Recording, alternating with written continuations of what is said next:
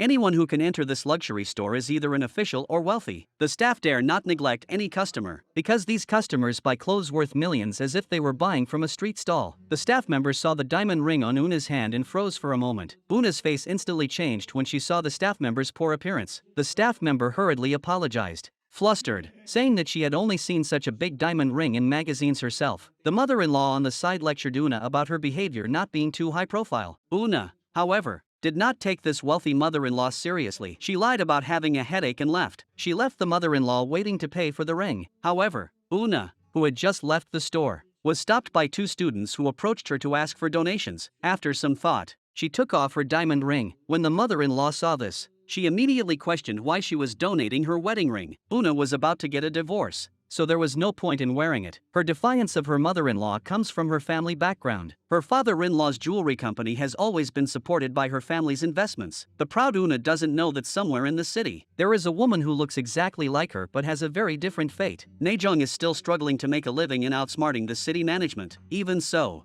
Naejong is still living an optimistic life. That day, Naejong bought a used car in order to improve her mobility and to deal with the city management. However, the car broke down soon after she started driving it. After taking it to the repair shop, Naejong realized that she had been cheated. She could not swallow this humiliation. After several days of hard searching, she finally found the home of the cheater. However, Naejong found that there was only the cheater's mother and son living there. The grandmother was worried that no one would take care of her grandson after she died, so she sent her grandson to a welfare institution. This made the kind-hearted Naejong feel pity and she did not pursue the money she was cheated of. After returning home, Naejong fixed the car and continued to live actively and optimistically. On Una's birthday, her husband personally put on an expensive necklace for her. The chaebol father-in-law and his family all came to celebrate her birthday. The mother-in-law said to her, "This necklace was personally selected for you by your father-in-law. Wear it with gratitude." Una, however, ignored her and poured herself a glass of wine. The father-in-law quickly asked someone to bring the guest list for the birthday dinner. These were all important business partners. He wanted Una to get acquainted with them in advance. Una immediately said, "Cancel them all." The father-in-law was helpless and could only glare at his son. The reason Una came out to dinner today was to take the opportunity to propose a divorce. She was raised by her parents and felt that she had never been truly cared for. Even this marriage was forced by both families due to business circumstances. Una no longer wanted to be manipulated like a puppet. Father-in-law did not refute, but just glared fiercely at his incompetent eldest son, Junsu. Again, in fact, Junsu was a kind-hearted man. Because his biological mother was unfaithful during the marriage and was driven out of the house by his father, he never paid attention to him again. Junsu desperately wanted to contribute to the family, so he meekly tolerated his father's arranged marriage for a time. When Una filed for divorce, Junsu was scolded by his father. His stepmother, on the other hand, smiled with satisfaction. Sad Junsu went to the hospital to visit his sick grandmother. Junsu was raised by his grandmother. He could only find comfort with her when he was sad. Naejong was driving, looking forward to today's business. Just then, a car suddenly sped out from the intersection. She got out of the car and questioned the other driver whether he knew how to drive. The man in the car was none other than Junsu, who had just left the hospital. Junsu looked at Naejong and was dumbfounded. Then he began to observe Naejong. Junsu discovered that apart from her appearance and temperament, she was just like his wife. It wasn't until Naejong became angry that Junsu left in disgrace. At dinner, Una took the opportunity to quarrel with Junsu again, but Junsu's tolerance and forbearance made Una feel annoyed. Una then picked up the glass of water and splashed it directly. Junsu asked her to be careful, as it would not be good if her father saw it. Una, who had lacked love since childhood, vented her dissatisfaction with this kind of behavior, and Junsu, in order to establish a good image in front of his father, chose to tolerate again. He recalled what his stepmother had told him when he was a child. "Your mother abandoned you because she had an affair." Poor Junsu grew up without the love of a mother and had to live under the thumb of his stepmother. He tells Una about his past. Una is moved. What she really hates is the arranged marriage. Both parents insist on getting a divorce. Junsu is caught between his strong-willed father and Una, and is also at a loss. The next day, Junsu goes to the hospital and sees his sleeping grandmother still holding his wedding photo. Grandma knows she doesn't have much time left and wants to see Una one last time before she dies. Junsu goes home to persuade Una, but is rejected outright. He remembered his grandmother's disappointed expression every time and made a bold decision. Because his wife left home and could not attend his grandmother's funeral, Junsu had to bring Naejong to replace his wife. But who knew that as soon as he walked into the hospital, a familiar voice came from behind. Naejong took the initiative to greet Junsu's father-in-law never thought that his daughter-in-law, who had always had a tough attitude, would have such a side. When he arrived at the funeral, His father was even more impressed with Junsu. His mean stepmother was also surprised to see her hardworking daughter-in-law. Junsu also noticed Naejong tidying up the table, but after a while, Naejong started to eat a lot. Scared, Junsu quickly took her outside. He told Naejong to just sit there quietly. Naejong said that there was so much work. How could she just sit there? Back in the funeral hall, Naejong looked at her grandmother's smiling face and thought of her own grandmother. Then she burst into tears. Junsu was worried that if Naejong continued like this, she would be discovered, so he sent Naejong back early. The father-in-law was very satisfied with his daughter-in-law's performance today, so he also agreed to let his daughter-in-law go back and rest first. Moreover, the father-in-law also said that he didn't know much about this daughter-in-law before. Now it seems that the eldest daughter-in-law is still very good. The stepmother sneered next to her, not knowing when she would start having a fit again. In fact, the 3 sons of the Chaebol were born to 3 different mothers. Although Junsu's biological mother is the original wife, she was kicked out of the house by the Chaebol 20 years ago. Now the second son of the Chaebol is at the peak of the group and is the legitimate heir in the eyes of outsiders. However, even though stepmother Jinki has lived with the Chaebol until now, the 2 of them have never obtained a marriage license. Therefore, Jinki must consolidate her son's position as heir while also preventing the young wife from ascending. The third son, on the other hand, has always been a playboy since childhood, but even if he is like this, he is about to be challenged by Jinki. If the third son also finds a rich heiress as a wife and thus affect his position as a son, in order to completely deprive the third son of the right to inherit, Jinki encouraged the chairman to marry the daughter of an ordinary company employee to the third son. And Mikyung's daughter is more obedient and sensible. Her husband readily agreed after hearing this. He doesn't want to find a daughter-in-law like Una. But when the third wife, Eun-jin, heard the news, she was furious. She is straightforward and fierce, so she went directly to the store where Mikyung is in charge and caused a scene. I understand that you want to marry your daughter to a wealthy family, but you are an employee of the company, and we can't be related in the future. Eun-jin came to the house, thinking that she would go to the chairman and refuse the marriage in person, but in the end, her son was also driven out of the house, and everything was confiscated by the chairman. But Eun-jin is also not to be trifled with. She came to her grandmother's funeral. She appeared to be mourning her mother-in-law, but in fact she was looking for trouble. Eun-jin first pretended to cry a little, then walked up to the chairman and instantly changed her face. She demanded that her son's marriage be cancelled. The chairman immediately said he understood and had her removed. Jinki also persuaded Eun-jin not to continue her inappropriate behavior. Eun-jin said, "The 2 of us and the chairman are not a normal husband and wife. Why are you able to bully me here?" Jinki suppressed her anger and dragged Eun-jin out. Who knew that at this time, Mikyung happened to come with her second daughter, Na-yoon, to pay their respects. Na-yoon obediently bowed to greet the 2 ladies. Eun-jin immediately scolded her for being rude. This embarrassed Mikyung and her daughter, who had come to pay their respects. Jinki walked over to Eun-jin and said, "Shut up and get out of here." Eun-jin immediately gave Jinki a slap in the face. Jinki secretly vowed to make this woman pay. The chairman saw this scene and immediately collapsed to the ground. He immediately ordered someone to drag the crazy woman out. Na-yoon walked up and persuaded Eun-jin, "I understand what you mean. As long as you don't agree, I won't marry your son." After she left, Eun-jin asked Na-yoon, "Don't you think I'm strange?" Na-yoon said, "I understand your actions from your point of view." Eun-jin said, "I'm a very powerful woman. Aren't you scared?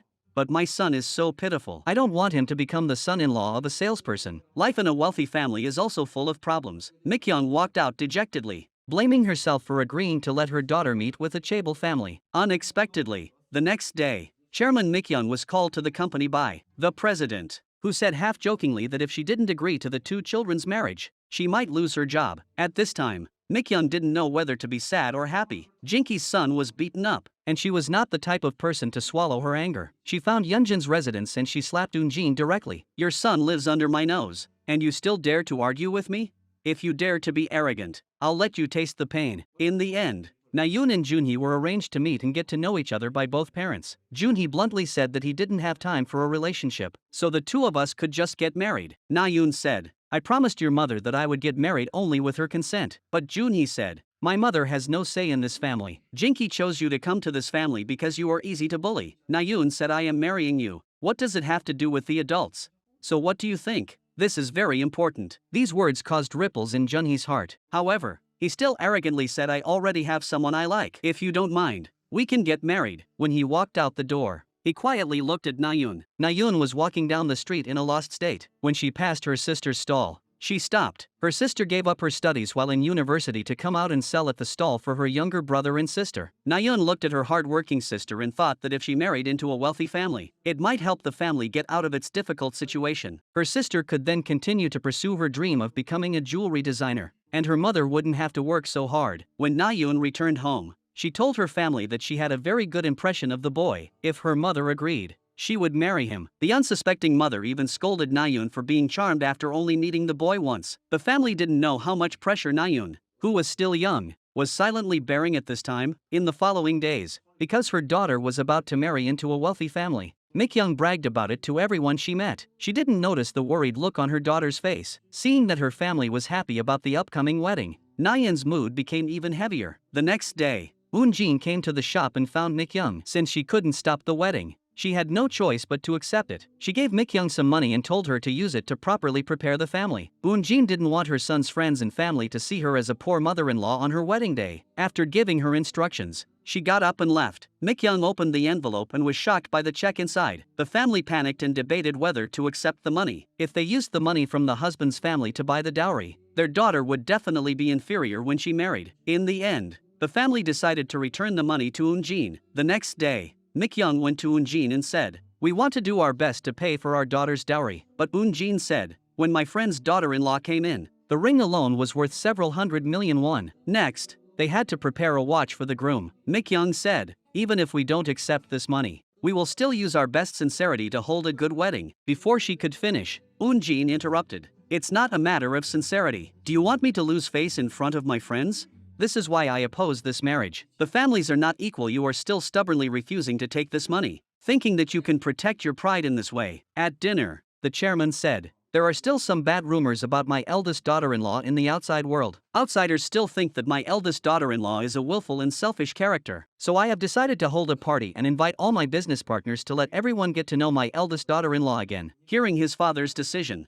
Junsu panicked. He stuttered for a long time and did not dare to say that his wife had run away from home. Junsu had no choice but to find Najeong. He first thanked her for attending the funeral as his wife. Then Junsu said he hoped Najeong could attend the party as his wife again. Najeong said, "No matter how much you pay me, I won't go." Junsu didn't know that his younger brother's soon-to-be wife was Najeong's younger sister. He told Najeong to eat what was in her mouth before speaking. If she choked to death, it would be the end. In the end, Najeong still refused Junsu's request. With no choice, Junsu sadly left. The kind Najeong looked at Junsu's back and sighed. This man is really suffering under his father's control. Najeong returned home when the family was preparing her sister's dowry. They still lacked 100 million won. Anxious mother wanted her daughter to marry into a wealthy family and decided to mortgage the house to pay for the dowry. Her husband disagreed and had a big fight with Mikyoung. Najeong looked at her worried mother, her innocent and kind younger sister, and her father with a worried expression, and she made a bold decision. The next day she found Junsu. "I promise to pretend to be your wife and be at your beck and call, but you must pay 100 million won in advance." Junsu readily agreed to her request. In fact, he did this to gain control of the company from his father, and to find out the whereabouts of his biological mother. On the way, Junsu repeatedly told his wife's habits. His wife never eats outside casually, and unless the other person speaks first, his wife will not speak first. Even if she speaks, she will put on a very impatient expression. After getting off the car, Najeong practiced an inexplicable expression. Junsu saw her look and found it unnatural. "Just let her keep that disgusted expression." Najeong greeted Junsu's parents with a lukewarm greeting. Junsu saw this and nodded slightly, indicating that Najeong had done well. But the next second, Najeong revealed her flaw. Jinki asked her if the escargot was delicious. Najeong said, "If you guys think it's delicious, that's fine." Junsu hurriedly reminded his wife, "Aren't you the one who likes this the most?" But Najeong said, "Who would like snails?"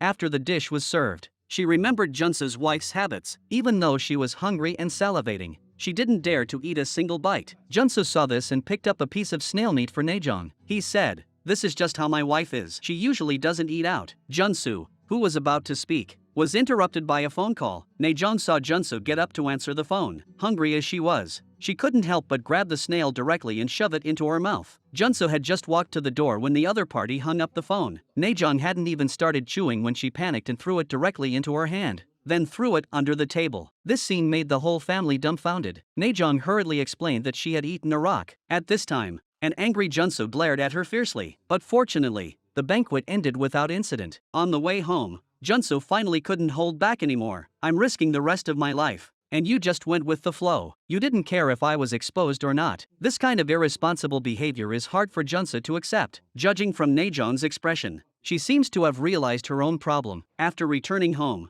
Najeong said, "If you're not satisfied, you can forget about the cost of the banquet today." Junsu looked at Najeong in surprise. "Until now, you've only thought about money. A woman like you, who only cares about money and is so rash, is the biggest mistake for you to play the role of a wife?" Najeong, who was also irritable, would not tolerate this humiliation. She rudely threw down a check for 100 million won and left in her fancy clothes in her own minivan. After returning home, Najeong began to regret it when she saw her mother, who had been to the bank all day to mortgage her house. On this day, Nayoon was even taken to a karaoke bar by her blind date, and Junhee was cuddling with another girl in front of her. Nayoon was really bored and got up and told Junhee that she was leaving. The girl next to her curiously asked Junhee who this woman was. Junhee said without any hesitation that this is his fiancée. The girl was not surprised and introduced herself as Junhee's girlfriend. Then she teased, "Playing around with someone like me. But when you get married, you will still find this kind of honest girl. Men are all the same." Nayoon didn't respond, just said goodbye and then turned to leave. The girl asked Junhee, "Aren't you going to walk her home?"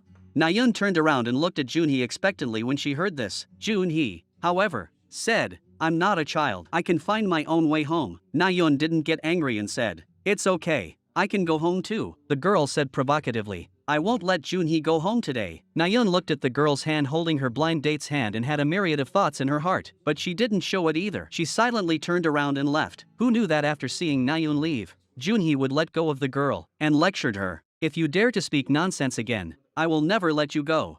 In fact, Junhee had a crush on Nayeon. He was just acting out of rebelliousness towards Jinky. Poor Nayeon was walking alone on the street. She had gone out on a date, and if she went home too early, her mother would definitely feel aggrieved. Nayeon had no choice but to come to her uncle's bar to vent her emotions. The well-behaved and sensible Nayeon hoped that marrying into a wealthy family would change the fate of her family. At such a young age, she dares to make such sacrifices for her family. And Najeong is still sulking over turning down Junsu's 100 million won. The next day, she went to Junsu's house again, claiming she was there to pick up her clothes. Najeong, who was still not convinced, deliberately said, "Don't ever come to me again. I won't help you." Junsu promised that he would not ask for her help next time. As he turned to leave, Najeong accidentally kicked the sofa and screamed in pain. Junsu had to help her sit down on the sofa. Najeong took off her socks to check her toes, but Junsu awkwardly turned his head to the side, and even fanned the air with his hand while exhaling. The two finally created a different kind of affection through their fighting. Najeong also agreed to help Junsu become his wife. The next day she watched Una's usual style. After watching the video, she summed up the key points. Una looks down on the world whenever she talks to anyone. After that,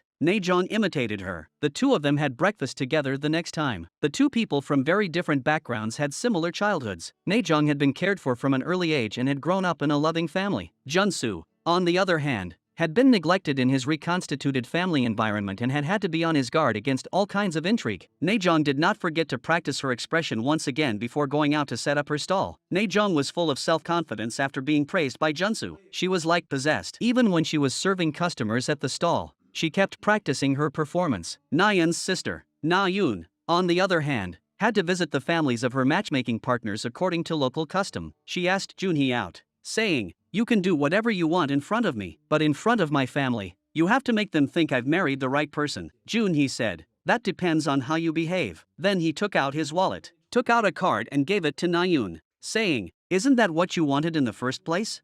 These words deeply hurt Nayeon. She wanted to marry into a wealthy family and improve her family's situation, but deep down she didn't want to sell her marriage for money. She stood there, dumbfounded, watching her fiancé get into another woman's car and drive away. If you have the freedom to choose who to marry, who would want to marry a womanizer they don't know?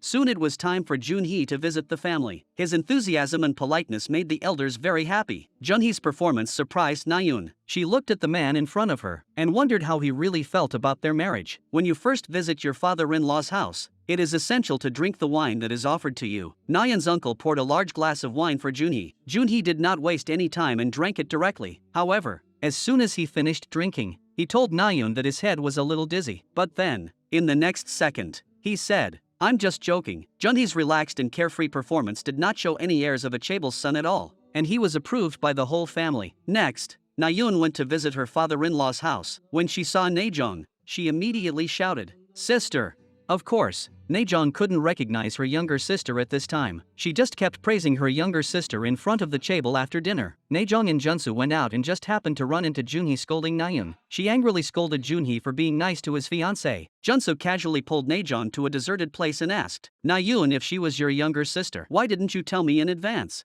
Najeong said that even if I were Nayeon's sister, it wouldn't change anything, because your wife looks exactly like me. Even if Nayeon sees your wife, she will still exclaim in surprise. Junsu thought about it and realized that it was true. He asked Najeong what should be done from now on. Najeong said that they could only deceive their own family. At this time, the second son and daughter-in-law of the Chaebol family returned. The scheming second daughter-in-law superficially wanted to get along with her sister-in-law who was about to marry into the family. Ginky asks Nayeon what she thinks of her sister-in-law. Nayeon says she doesn't know yet. Junhee can't believe that the quiet and gentle Nayeon dares to speak to Ginky like that. Later, Nayeon takes the initiative to visit Junhee's biological mother. Eunjin says that her son is so pitiful, living every day under the stepmother's gaze. After you get married, you will also be treated unfairly. Nayeon says that we will endure life in the future. Don't worry, Mom. Eunjin was moved to tears when she heard her called mother. The two women had a very happy chat. Before long, the wedding day of the two newlyweds arrived. Najeong chose to attend the wedding as her sister, but she couldn't be discovered by Junsu's family, so she disguised herself. In the hall, Najeong noticed the second daughter-in-law of the Chaebol family. The two seemed to have known each other for a long time, but Najeong didn't go up to her to recognize her. The wedding went smoothly. Nayeon walked slowly into the happy marriage hall, holding Junhee's hand. At the end of the wedding, when the family and friends took a group photo to commemorate the occasion, Nayeon went up to her mother-in-law and invited her to come up on stage with them. After all, she was her husband's biological mother, and she definitely deserved a place on the stage. Junhee also beamed with joy. The happy couple successfully completed their wedding. In a few days, Junsu's family would be hosting a large party, and there would be many foreign business partners there. In order to prevent Najeong from showing any signs of weakness, Junsu began to give her intensive English lessons. The day of the party soon arrived. Today, Najeong specially did her skincare and wore the same delicate makeup as Una. Even her clothes were selected in Una's style. In the evening, Najeong chose a white dress to accompany Junsu to the party. Najeong's appearance not only attracted the attention of everyone, but also the focus of countless flashes. She behaved with unparalleled grace and ease, and even responded easily to the English greetings of foreigners. Junsu was also very satisfied with Najeong's performance. Najeong always remembered Junsu's advice: no matter what happens, don't panic. Junsu, who was watching from the side, was even more sure of Najeong's performance today. But Najeong, who was hard to change her nature, soon revealed her bad habit of being greedy. She shoved a whole piece of cake into her mouth. Unsurprisingly, she choked. This scared the foreigner next to her silly. Najeong took the foreigner's wine glass and took a few sips. After recovering her senses, she instantly turned back into the cold Una, because Najeong's childhood wish was to become a jewelry designer. She has a deep understanding of gems. She talked eloquently in the hall, and more people surrounded her. Junsu looked at the sparkling Najeong at this time and couldn't believe it. Looking at his eldest daughter-in-law surrounded by a crowd in the center, the Chaebol father-in-law also revealed a smile of relief. But Najeong's outstanding performance also aroused the jealousy of Jinky and the second daughter-in-law. With Najeong's help, Junsu's position in the company also became higher. His father even gave Junsu the responsibility of the planning case that belonged to his second son. This made Junwoo very frustrated. He even complained to his mother when he returned home. He felt that his sister-in-law had recently changed like a different person. Jinky was worried that her son's position as heir would be taken away by Junsu. She decided to personally help her son clear the obstacles. The next day, Jinky found Nayeon and gave her a good scolding. She told Nayeon that she must do as she was told in the future. The family was not on the same level, and the marriage was a forced union. The children suffered. Even on the honeymoon, Nayeon had to stay behind alone. Junhee left Nayeon a plane ticket and went to keep his girlfriend company. After the honeymoon, the two met at the airport. Nayeon followed behind Junhee and his girlfriend. It is hard for outsiders to tell who is really married to whom. Nayeon can't help but question Junhee. "I didn't marry you for money. If that was the case, my family wouldn't have returned the 300 million won. The money I used as dowry was borrowed from my sister. Do you think it was that easy for her to pay it back by running a stall?" Junhee vents his anger at Nayeon, but as soon as he arrives at his father-in-law's house, he changes his attitude and obediently gives gifts to his wife's family. When it was time to leave, Her father took Nayoon aside and gave her his secret stash of money. The two then went to Yoonjin's house. Nayoon and Eunjin were more like daughter-in-law and mother-in-law. Eunjin also liked her daughter-in-law more and more. When she learned that Nayoon said that the honeymoon was meaningless, she looked surprised. Nayoon said that Junhee had brought his new girlfriend along for the ride. Eunjin heard this and hit Junhee. Because the chaebol father-in-law also stayed with Eunjin after marriage that year, and caused Eunjin to have no status for life, she was very against her son's behavior. After lecturing her son, she hurriedly told Nayoon that this matter must not be revealed to the father-in-law. Nayoon said that she would not be as childish as some people. That day, Jinki called Naejong and asked, "Did you reach some kind of agreement with Junsu? Like helping him get the company in exchange for a divorce?" Naejong doesn't answer. Jinki continues, "You've been clamoring for a divorce. Why have you changed now?" Naejong says with a calm face, "I've always been an unpredictable person." Jinki says, "You have no intention of divorcing now." Naejong says, "We've made up as husband and wife." Jinki asks her to persuade Junsu to give up the fight for the inheritance. "Because your father-in-law has been deeply hurt inside. He will never forgive Junsu's mother." "Do you think a woman who has an affair deserves to be forgiven?" Naejong asked curiously. "Is it because of the affair that you want a divorce?" Jinki felt very puzzled when she heard her ask. Naejong didn't know that just a few days ago, Una had confronted father-in-law with these remarks. She panicked. She knew that Ginki, who was scheming because of this conversation, must have already become suspicious. Junsu was very angry when he learned that Naejong had gone to see Jinki alone. "You woman will do anything for money. You went to see Jinki alone just to pay back the money as soon as possible, didn't you?" Naejong said, "I really will do anything for money. In my eyes, there is only money. Nothing is more important than money." Of course, there is something more important than money. That is people. It turned out that Naejong's best friend from back then had taken her boyfriend away, and this best friend is now the second daughter-in-law of a chaebol family. Since then, Naejong has been extremely sensitive about relationships between friends. Jinki, on the other hand, although she suspected her status as the eldest daughter-in-law, she could find no evidence. The next day, Jinki used the excuse of delivering something to Junsu to prepare to go to his house and snoop around. After Junsu heard this, he immediately said that he was not at home right now, but Ginki still insisted on going. After Jinki arrived at Junsu's house, she went straight to the bedroom. She found that there were no cosmetics on the dresser, and the drawers were also empty. Not only cosmetics, but there was not even a single piece of women's clothing. Just then, Naejong hurried home. Jinki and her daughter-in-law were shocked to see her dressed like this. It seems that Naejong's identity is about to be revealed. On the other side,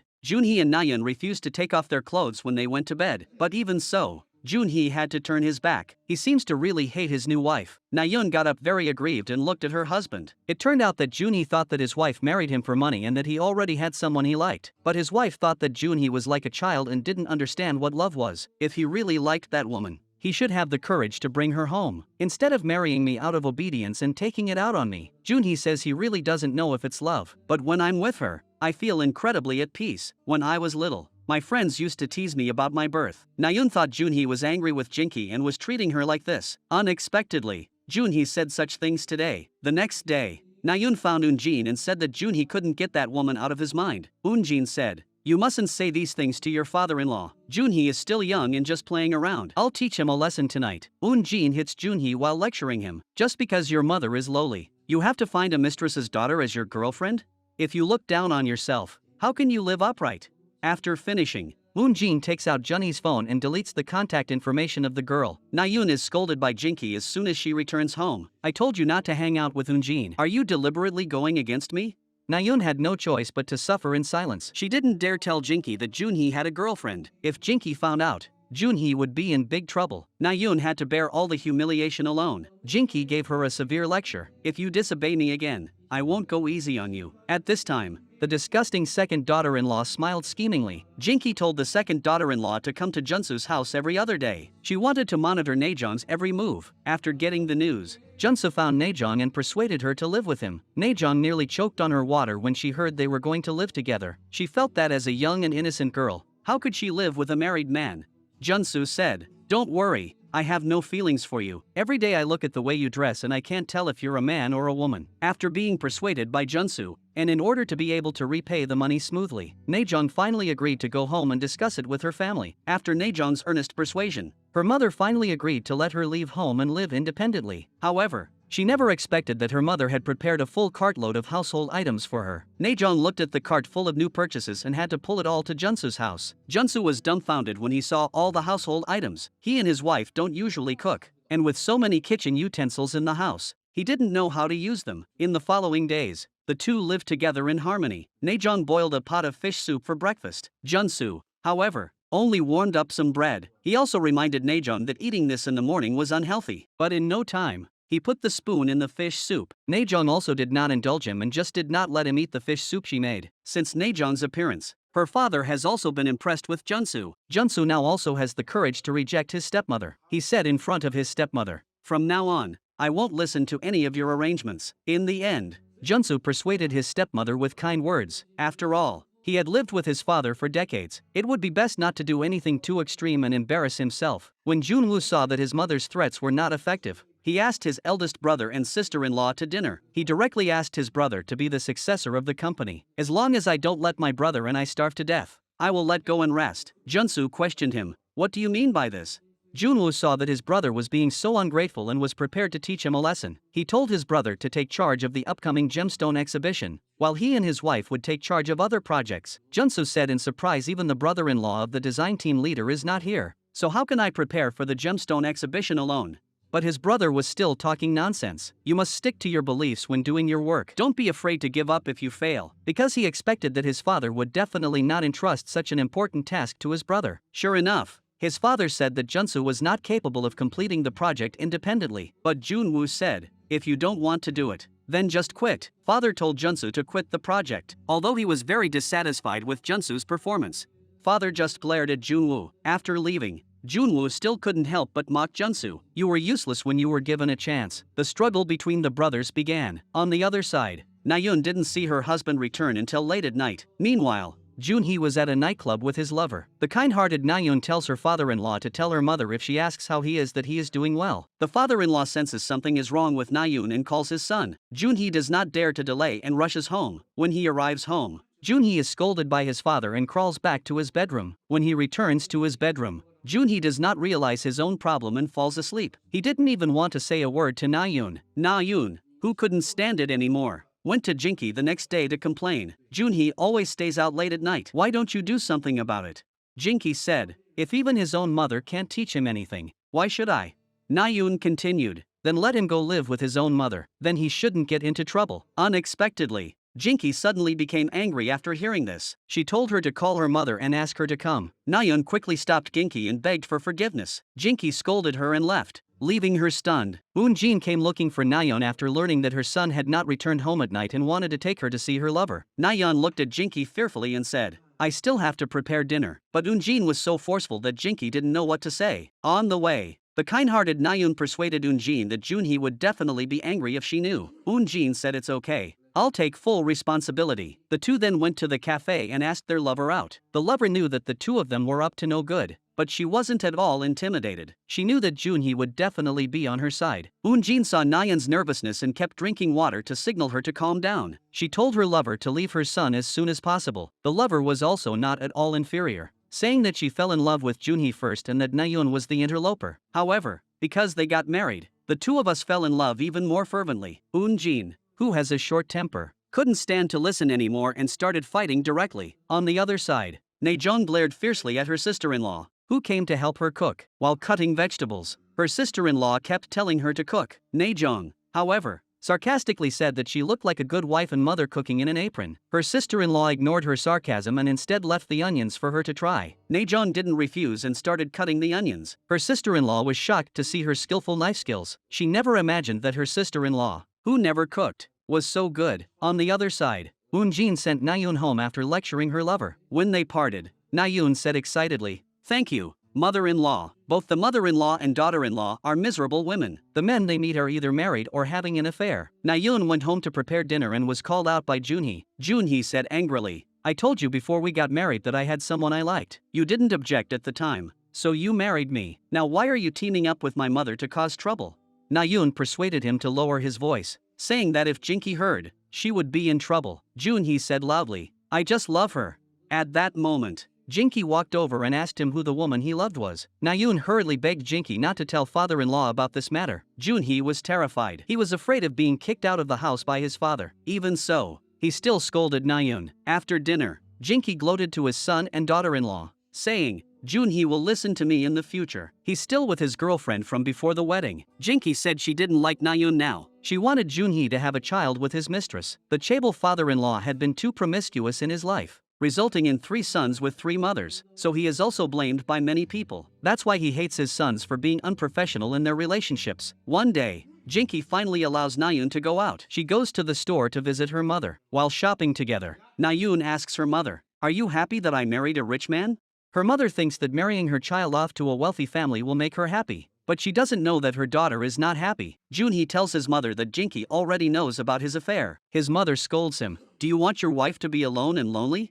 Junhee would never have imagined such a despicable thing would come out of his beloved mother's mouth, and he felt a deep sense of remorse at that moment. When he returned home, he saw Nayoon standing alone in the courtyard. He was too embarrassed to speak, so he coughed a few times to attract Nayoon's attention. After Nayoon spoke first, he asked Nayoon to go for a walk. This was the only time Nayoon had been happy since she had come to her in-laws' home. The two of them went to the riverbank, and Junhee began to face the relationship between the two of them. He told Nayoon, "Actually, I like you." He also knows that Nayoon is a daughter dearly loved by her parents, and would go so far as to mortgage their house for her happiness, while Nayoon is doing this to repay them. That's why she endures and swallows and marries someone like me. Junhee says, "I hope to have a child with you in the future.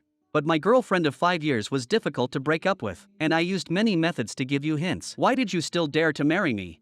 Nayoon says, "I've slowly come to like you, and I'm already jealous of that woman. Before marrying you, I thought I could go on living as if nothing had happened, but now it's getting more and more exhausting for me." Junhee was dumbfounded after hearing this and said that he was not a good person. "I formally beg you not to like me." Seeing Junhee running away in defeat, Nayoon instead found him a bit cute. That night, Junhee returned home unusually early. He made it clear that he would sleep on the floor until he had broken up with his mistress. Who knows? Junhee, who had just lain down, suddenly stood up and continued to blame Nayoon. "Your presence has made my already miserable life more and more complicated." Nayoon said, "I don't want it to get complicated either. It's just that you can't handle it." That day, Junsu also mentioned Najeon's sad past. "Najeon said you just paid me to play your wife. We are just an employer-employee relationship." It turns out that ever since Najeon's first love was taken away by her best friend, this memory has been buried deep inside her heart and has become her most vulnerable weak point. That night, Junsu invited Najeon out for drinks to apologize. During the meal, Junsu kept apologizing to Najeon. "You already know a lot about me. You know all about my experiences and my weaknesses. I'm not curious about other people's lives, but I want to know more about you. For example, what kind of food do you like? What kind of music do you like? I didn't mean to touch your scar earlier, so don't be angry." Unexpectedly, Najeon said, "Why do you want to know so much about me? You have a wife already. Men only do that when they're courting a girl." Junsu strongly disagreed after hearing this. Najeon hurriedly reminded him, her face turning red. Junsu lowered his head, covering his face, and hurriedly left. When he arrived at an empty place, he began to doubt himself. The next day, when Junsu was helping Najeon look after the stall, he heard a quarrel in the distance. It turned out that Najeon was arguing with an older man because of malicious competition in the same industry. As long as it was the same product as Najeon's stall, the older man would always sell cheaper than Najeon. The argument became more and more intense, and the two ended up fighting. That's when Junsu appeared. He confronted the man, asking why he was bullying his wife. Najeon, who was standing nearby, was dumbfounded. Junsu then comforted Najeon, asking her when she had started selling her goods on the street. Najeon said it was after she dropped out of university. Junsu was surprised and asked, "You went to university?" At this, Najeon became a little angry and said, "I studied jewelry design at university." Junsu laughed and said, "What's the point of you just painting at home every day?"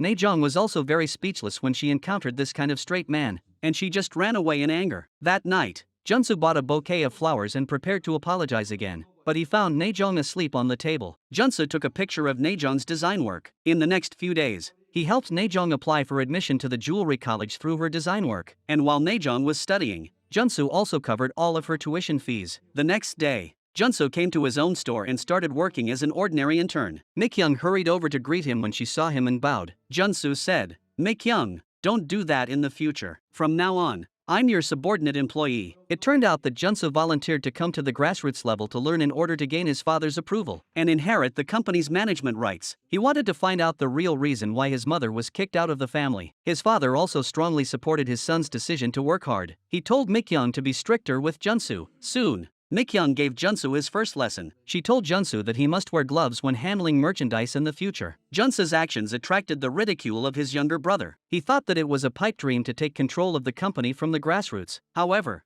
Jinky accurately pointed out that Junsu's goal was not to learn, but to impress his father, because learning can be carried out at any time. But gaining his father's approval cannot be determined by time. After his mother's analysis, Junwoo also realized the crisis. The next day, Junwoo came to the store and mocked his eldest brother. His scheming wife also sensed her husband's concerns. She comforted her husband, saying that the key to the jewelry company was in the hands of the design department. If they could design a work that would surprise the industry, that would be the key to victory. And the company's design department was all under her control. She would never let Junsu get the upper hand. What she didn't know was that Najeon was studying hard at the institute at this time. She was the one who would decide Junsu's fate in the battle to regain control of the company. Junhee was called by his father to have dinner together. He was worried about being scolded by his father, so he asked Nayoon to accompany him. Junsu also received a call from his father, asking him to bring his wife over for dinner. Junwoo, however, never received a call. Junwoo felt isolated by his father and his brothers. Outraged,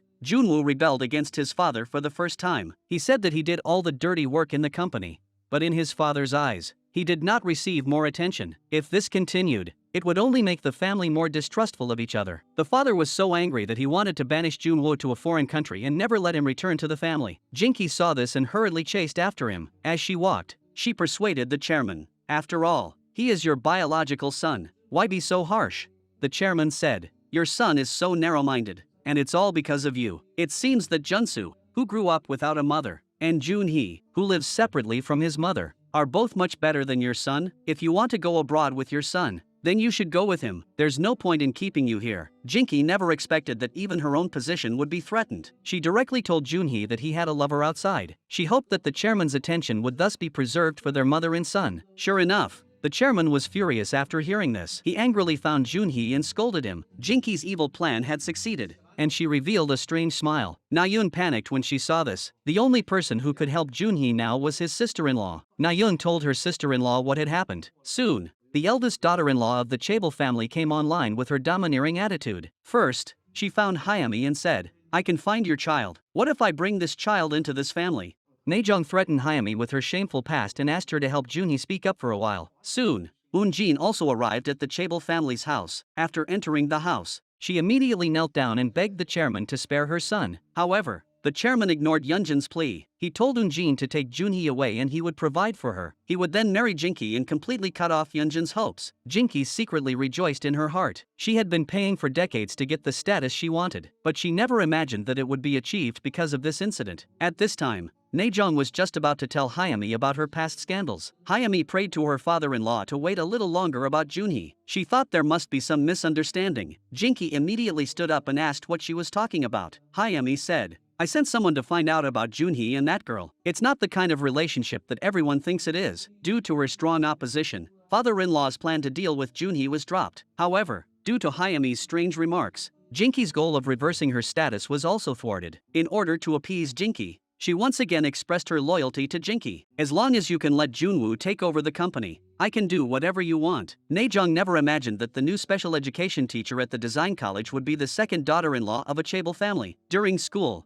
Hayami and Najeong looked down on each other together, and for this reason, she even stole her boyfriend. This time, Najeong has become her student and will inevitably be ridiculed. Because of the huge difference in status at this time, Najeong has no way to fight back. The next second, Najeong changed into the attire of the Chaebol's eldest daughter-in-law, Una, and once again found Hayami. This time, the tone and aura of the two completely reversed 180 degrees. Najeong used the identity of Una to directly return the words that Hayami had just humiliated her with. Nayoon was really bored watching Junhee confined at home. She begged father-in-law to let Junhee go out and relax. The words of the younger daughter-in-law still have weight with father-in-law. They were then allowed to go camping and took the eldest and second eldest with them. This is how the relationship between brothers can be better. During the camping trip, Junhee bragged about his strength in front of Nayoon. The eldest brother and second eldest brother couldn't stand it anymore, and then handed over the task of setting up the tent to the third eldest brother. It seems that the three brothers' relationship is still good. It's just that they live in a complicated family, and everyone has a compelling reason behind them. By the river,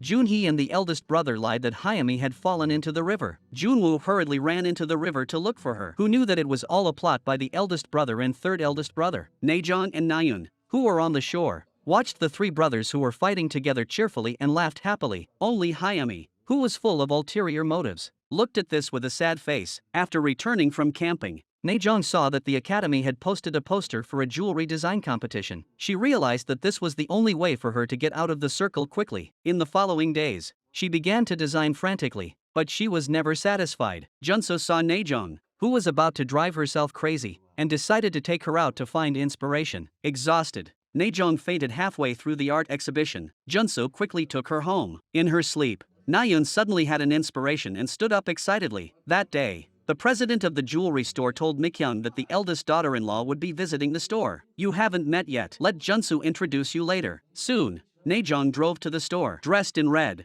she was going to meet her mother Azuna today. Mikyung is curious as to why this woman looks exactly like her daughter. Before she can react, Junso starts the introduction. She looks at her again and again, making sure that the woman in front of her is indeed her daughter. Naejong asks Mikyung if there is something on her face. "You keep staring at me." But in public, Mikyung doesn't want to pursue the matter, which causes her to be distracted throughout the day, and learned that the eldest daughter-in-law had been adopted. Mikyung was completely confused. She casually responded to her boss's questions and left. She was in no mood to work today. She returned home early. Her husband saw that she was distracted and asked if something had happened at work. Mikyung told her husband the whole story. It turned out that Naejong and Una were actually twin sisters. Mikyung felt that fate had been too unfair to Naejong. She was still young, and now she had to set up a stall to supplement the family income. She can't imagine how Naejong will face her when she finds out the news. Mikyung goes to the place where her daughter is selling goods. She sees her daughter asleep on the roadside because she stayed up late working on the design. She goes up to her and gently wakes her up. Naejong has just sat up and her mouth is full of words about the design. Her mother is distressed to see her working so hard. She takes Naejong to eat. Naejong suddenly remembers her instant noodles. Her mother tells her to leave them alone and throw them away after they've been soaked. Naejong, however, said that it would be a waste to throw it away. Seeing her daughter, who worked so hard to earn money for the family and was almost exhausted, made her feel even more guilty. Mikyung dragged her tired body back to the store. She didn't know how she was going to face Naejong in the future. The next day, Junso took advantage of his lunch break to visit Naejong. The two were having a lively conversation unexpectedly. They were seen by Mikyung, who had come to care for her daughter. She didn't expect her eldest daughter to live with the boss's son in order to pay off her debt. She fainted from the shock. Junhee was finally forced to break up with his lover. But Jimin is no ordinary woman. She just gave Junhee a face full of water. When Junhee still insisted on breaking up, Jimin started threatening him. Just then, Naeun rushed out. Jimin left angrily. Junhee gathered his courage and took Naeun's hand. This simple and kind girl finally took root in Junhee's heart. That day, Hayami, as usual, went to Junsu's house to observe as Jinky requested. This time, Naejong forgot to park the car in the garage. Hayami realized that it was a car selling accessories. She associated it with her sister-in-law's recent drastic change in personality and her sudden mention of her past. Now she was basically certain that her sister-in-law was her former best friend Naejong in disguise. After arriving at the house, Hayami did not directly point it out, but just wildly hinted at it in ordinary conversations. After returning home, Hayami did not report the truth to her mother-in-law, but only said that her sister-in-law was as usual and did not seem unusual in any way, because Hayami knew that if she exposed Naejong now, the other party would inevitably also make her dark past public, and without absolute certainty, the two of them could only restrain each other for now. That day, Naejong submitted jewelry design won first place, and she couldn't wait to come and share the joy with Junsu. But soon an accident occurred. Junsu was delivering something to Hayami's design department when he discovered that Naejong's design had appeared in the interview works. He secretly took Naejong's information away and angrily found Naejong. Junsu mistakenly thought that Naejong was using his help to learn design and enter the company for work. If Naejong really entered the company, then her act of pretending to be the wife would definitely be revealed, and Junsu would be kicked out of the family by his father. The two therefore had a fierce struggle, even though Naejong tried her best to explain that she didn't know about this matter.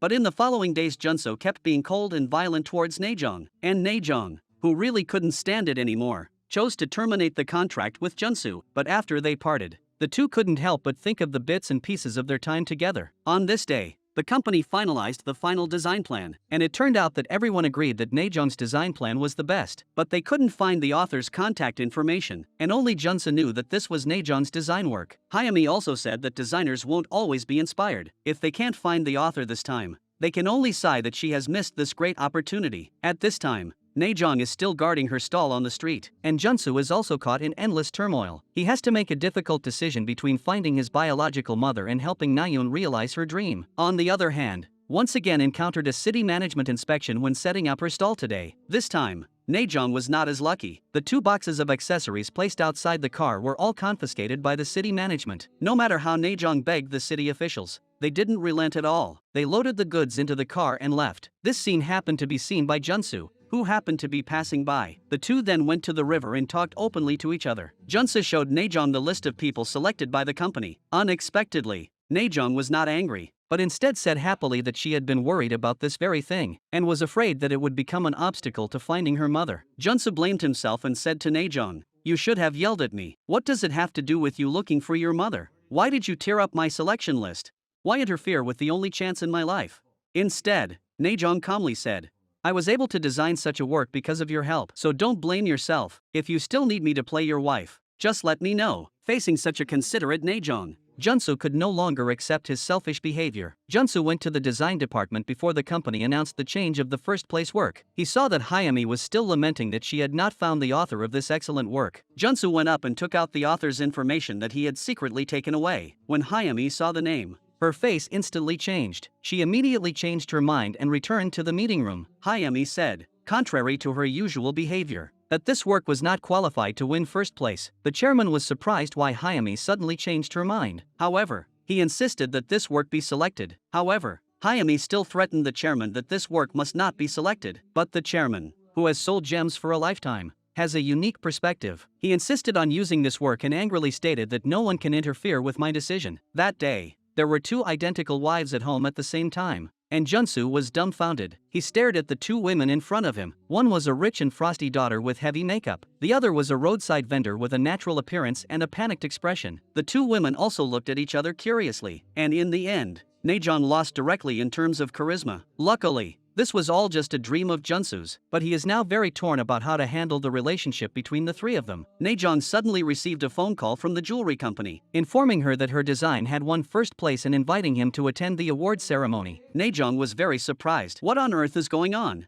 She asked Junsu to find out the reason. Junsu said that he could not let Naejong lose the opportunity to chase her dreams just to take care of his life. After saying that, he left without waiting for Naejong to argue, but then Hayami's voice came from behind Naejong. Hayami mocked Naejong, asking how it felt to pretend to be her sister-in-law for so long. Then she threatened Naejong, saying that if she didn't want Junsu to be kicked out of the house by her father, she should just shut up and not go to the award ceremony. "I'm not afraid of you exposing my dark past. I'm already prepared to do anything for Junsu, even if I get kicked out. I'll drag Junsu down with me." Naejong, who is thinking of Junsu, has no choice but to agree to Hayami's request. Jimin suddenly came to Eunjin with her luggage and said she was not leaving. She wants to live with Junhee. She even laid on the ground and played the scoundrel. There was nothing Eunjin could do but call Junhee over to deal with it. Junhee saw Jimin, who had already made this place her home, comfortably. Eunjin, who has always been fierce, was also helpless in the face of this scoundrel behavior. Jimin started crying as soon as she saw Junhee. Hayami's various behaviors in the end made her husband suspicious. Junwoo recalled the nervous look he had when he first met his wife's sister when they first got married. The more he thought about it, the more he felt that there was something wrong. His wife must be up to something. Junwoo asked Hayami out and directly asked, "Did you date other men before marriage? And why were you so surprised when you first met my sister-in-law?" Junwoo wanted to continue asking questions, but was interrupted by the scheming Hayami. She told an irrefutable lie and pointed the finger at his sister-in-law. Junwoo, who was looking for the truth, went directly to the company store and asked his brother when his sister-in-law would be back. "I need to confirm something with my sister-in-law." Junsu said he didn't know when she would be back either. Junwoo asked again if his sister-in-law had known my wife before you married her. Junsu said he didn't know how they could have known each other. Junwoo left without getting an answer from his brother, but after he left, Junsu suddenly remembered what Naejong had said during the camping trip. At that time, Naejong said that her boyfriend had been taken away from her in college. "Even if that woman is by my side right now, there is nothing I can do about it." Junsu now realizes that the woman Naejong was referring to may be Hayami. He hurriedly went to the street to find Naejong and said directly, "Is the woman who hurt you in the past my sister-in-law?" Naejong remembered the promise she made with Hayami and directly denied it, and said that Junsu didn't need to be involved in her future. However, Junsu didn't want Naejong to give up her dream of becoming a jewelry designer because of him. In the end, Naejong confessed, "Because Hayami saw me meeting you in private. She knew that I was pretending to be your wife, but because I know Hayami's dark past, we are now keeping each other in check. Don't come looking for me in the future. This way, no one will know that you are deceiving your family. If you only find your wife back for a short period of time, it will be concealed." After saying that, Najeon left, leaving Junsu alone. Pondering something, Eun-jin decided to use money to get Jimin to leave her house. Unexpectedly, Jimin said that 100 million won was too little. Eun-jin even said she would give 300 million won. But Jimin was unmoved. She was so angry that she said she would call the police to take Jimin out. But Jimin still had an indifferent attitude. Nayeon kept asking Junhee to use whatever means necessary to get Jimin out of Yeonjin's life. But Junhee said that he was blessed to have married a wife like you in this life. But as a man, he can't do anything too extreme to Jimin. After all, we've been together for 5 years. Nayeon saw that she couldn't convince Junhee, so she decided to go to Yeonjin's house in person. But she was stopped by Jinki. The cunning Jinki senses from Nayeon's words that there must be an ulterior motive behind Yeonjin's family. She wants to find out what it is. Nayeon lies and says she has something come up and won't be able to go. She quickly calls Eun-jin to warn her. Eun-jin panics at the news. She asks Nayeon to stall Jinki as long as possible and contacts Junhee to take Jimin away. Junhee arrives soon after. But before he can take Jimin away, the doorbell rings. Junhee took Jimin and hid in a panic. Jinki came into the room as if she knew someone was hiding there. She lied that she wanted to see Yeonjin's curtains and walked straight to the room. When Jinki opened the cupboard door, Eun-jin panicked and collapsed on the bed. Junhee and Jimin were so scared that they didn't dare move. That night, Junwoo returned home and said that a friend had told him that the girlfriend Junhee was dating was his younger sister. Jinki was surprised and said, "How can you still have friends like that?" But Junwoo said that the lover's background seemed to be very prestigious. Eun-jin was still pulling Jimin to hurry and leave. If Junhee's father finds out, we'll all be dead. Jimin was still unmoved, saying that even if you call the police to take me away, I will come back again. Eun-jin had no choice. She took out all her savings and gave it to Jimin. But Jimin said she didn't need it, and that the money she spent on Junhee was more than that. Eun-jin calmed down and asked where she got so much money without a job. Jimin calmly said that her family gave it to her. Eun-jin curiously asked what her father did, and was surprised when she learned about his strength. Then Jimin wanted to get up and pack her things to move out. Eun-jin immediately changed her attitude and asked her to leave the next day. Najeon was so distracted by Junsu's hug that she couldn't concentrate on her work. Even when she was doing business, she kept thinking about what had just happened. The customers saw her sad face and hurriedly left. Najeon was conflicted. She wanted to realize her dream of becoming a designer, but she also wanted to go home and discuss it with her mother. She went to work at a jewelry company. Her mother was very happy to hear this and asked Najeon which company it was. When her mother learned that it was Junsu's company, her face instantly changed. She lied and said that if both mother and daughter worked at Nayeon's mother-in-law's place, it would be bad for you. In fact, she was afraid that Najeon would find out that Una was her twin sister. Najeon did not understand her mother's feelings. In the end, her mother still did not have the courage to tell Najeon her real identity. Najeon,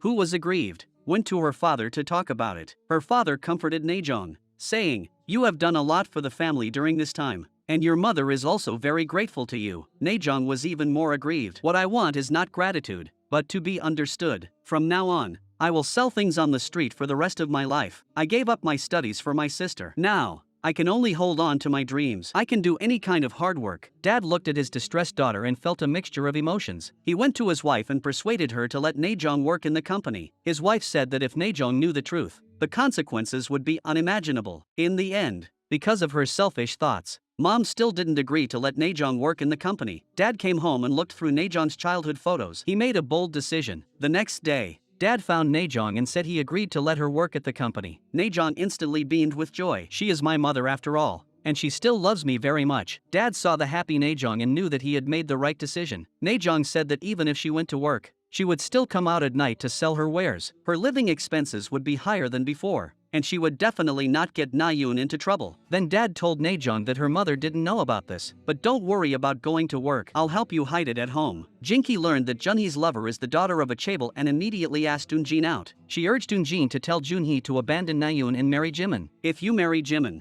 you can at least get a share of a 5-star hotel. This way, you won't have to live your life looking over your shoulder." Eun-jin was very dismissive at first, but then thought about it and felt that there was some truth to it. After Jinki returned to her room, she deliberately told Nayeon that Eun-jin had just been there. Nayeon is surprised that her mother-in-law came to visit but didn't see her. Jinki says cryptically that she has something to discuss with me and it's inconvenient for you to know. Nayeon presses her to find out if they have met Junhee's lover and if she will tell father-in-law. Jinki gets impatient and calls Nayeon out to start sowing discord between her and Junhee. "How long have you been dating Junhee before getting married? Do you think there is true love between you?"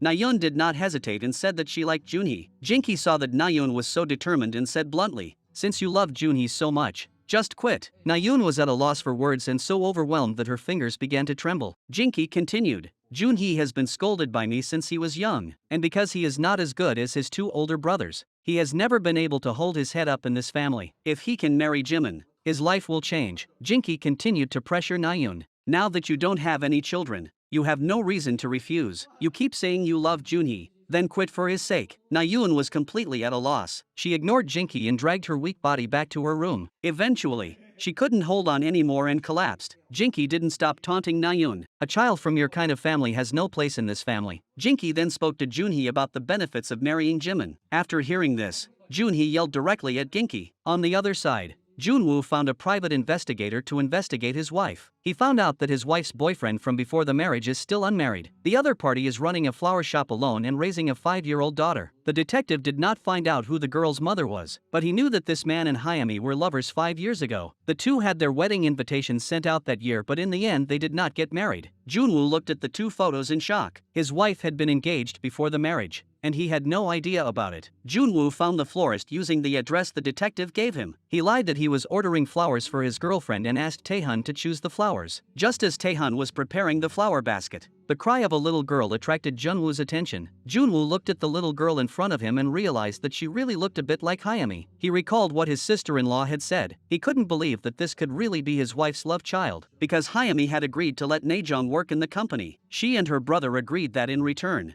Naejong would pretend to be his wife again, and clarify in front of Junwoo that she had previously said something about an illegitimate child. Hayami didn't know that Junwoo had already investigated her thoroughly at this point. Junwoo didn't expose her either, and just quietly watched them act out their drama in front of him. Naejong even praised Hayami, saying that she was dignified, generous, and well-read. The more Naejong did this, the more it made people feel that there was something wrong. In this kind of situation, Junwoo didn't want to make a scene either. He even pretended to raise his glass to Hayami. Everyone thought they had fooled Junwoo and let out a sigh of relief. The next day, Junwoo went to the flower shop again. He took out his business card and invited Taehan to work for his company. We happen to need someone with your talents. However, Taehan declined on the grounds that he was single and had a young daughter. Junwoo could only leave his contact information and go. Back at the company, he called Taehan and said that he was very satisfied with the last flower basket, and asked him to personally deliver another one to the company. Taehan followed the address and searched all the way to the design room. He never expected that the person who ordered the flowers was his fiancée. In the beginning, his fiancée abandoned him and their daughter just to marry into a wealthy family. Taehan hated Hayami and left in a hurry after setting down the flower basket. Hayami also never expected that Taehan would appear in front of her again after 5 years of separation. Taehan walked to the first floor and just happened to bump into Naejong. Naejong stopped in her tracks. She felt that the person she had just seen was Taehan, who had been her first love. Later,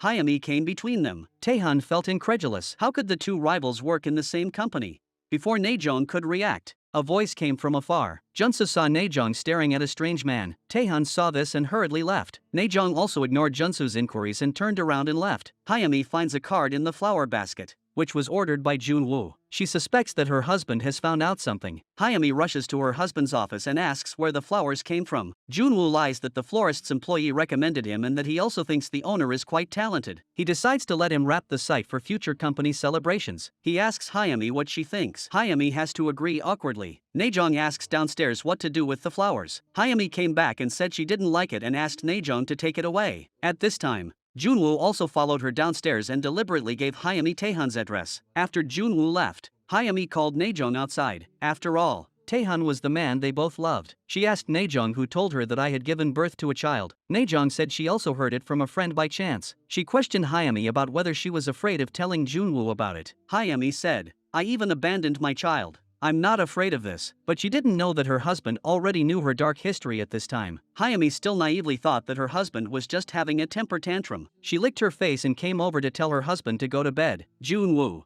however, didn't want to talk to her. Whenever he saw her, he would think about her giving birth before marriage. I'm not treating you this way for no reason. I'm warning you again, before I find out the truth. You'd better tell me yourself. Hayami was so shocked by her husband's words that she couldn't say a word. Nayeon asked Ginki if she was going out. Jinki said she was going to find Jimin. We might become family. Nayeon begged her to help her, but Jinki ignored her. Jinki said, you didn't listen to me at first. Now you know it's too late to regret it. The moment she met Jimin, Jinki lowered her attitude, but Jimin paid her no mind. Jinki didn't give up. She took shamelessness to the extreme. She said that Junhee is really convinced. Jimin questioned her. Aren't you sick of Junhee? Whenever I meet Junhee, We discuss you. You are a mean person. Jin was overjoyed on the side. Jimin said, only the people who have tortured Junhee do she hate. After Jimin left, Jin bragged that his son would find a girlfriend. Every one of them will stand by my side. Watching Jinky flee in defeat, Jin couldn't help but laugh. The chairman was furious when he learned that Ginky had gone to see Jimin. When he got home, he started scolding Jinky. When did Jinky become family with Jimin? Jinky immediately asked the chairman. Are Junhee's mother and I family? No matter how much I argue, I still think we are family. Jinky thought that Nayeon had complained to her father-in-law, so she started scolding Nayeon again. The father-in-law couldn't stand it anymore. He came out and dismissed Jinky with a few words and left. Even when she saw her daughter again, Hayami didn't want to fulfill her duties as a mother. She didn't want her chaebol husband to find out that she had a child outside of wedlock. Hayami hoped that Taehan would move away from here and disappear from her life completely. At that moment, the innocent and romantic girl ran over and asked Hayami to brush her hair. Hayami immediately refused her daughter's request. She even said arrogantly, I don't want to see you again in the future. The girl pouted and angrily watched her leave. Taehan calms his daughter down a little and picks up the envelope before chasing after her. He catches up with Hayami and tells her not to show her face in front of his daughter again. Hayami gives a contemptuous smile and says, even if you begged me to come, I wouldn't have. Taehan gives Hayami the envelope back and says that he's not leaving. Hayami doesn't give up and continues to say to Taehan, then hide the baby. Taehan looks at Hayami in disbelief. Hayami says, you can say it's your child with another woman. Taehan looks at Hayami in shock. He can't imagine these words coming from a mother's mouth. Taehan returns to the store to wash his daughter's face when Junwoo finds him again. This time, he hands Taehan the specific employment conditions and company documents, and says that he is very sincere about hiring him to work in the company. After Junwoo leaves, Taehan recalls the grimacing Hayami just now, and he is also slightly swayed about the job. Hayami knew that Junwoo was going to hire Taehan, so she found Junsu and lied to him, saying that Junwoo was replacing an old employee. This was a provocation against his father. Junsu was worried that his younger brother would get into conflict with his father, so he asked Junwoo to come out and talk. Junwoo said that his older brother had been getting close to Hayami recently, and that it must have been hard for him to keep Hayami's secret. Junsu was very surprised. He didn't know what Hayami was hiding from Junwoo. Junwoo angrily said, do you think everyone is stupid? Hayami was afraid that her past scandals would be exposed, so she went to Taehan's shop and started to smash things. She once again told Taehan to leave here and never come back. Taehan said that he and his daughter had been here for many years, and that his daughter was already going to school, so they could not move again. Hayami became even more angry when she heard this and started smashing things again. Taehan warned, if you dare to mess around again, I'll make you regret it. Hayami was at her wits' end and glared at Taehan menacingly. Junwoo, on the other hand, wanted to get back at his eldest brother. He suggested to his father that the eldest brother take his wife to manage the overseas branch. This completely disrupted Junsu's plan to find his mother. However, he had no way to refute his father's decision. He went to Naejong for advice, saying that he was about to be kicked out. Although Naejong had come to work at the company, she was being difficult to Hayami. She suggested to Junsu that you tell the chairman that a new brand is about to be developed. And then Junsu found his father and asked for a little more time. Junsu's rare confidence dazzled his father, who immediately agreed. Jinky had packed a lunch for Jimin to be delivered by Nayeon. She also said that Eunjin doesn't even know how to cook at home,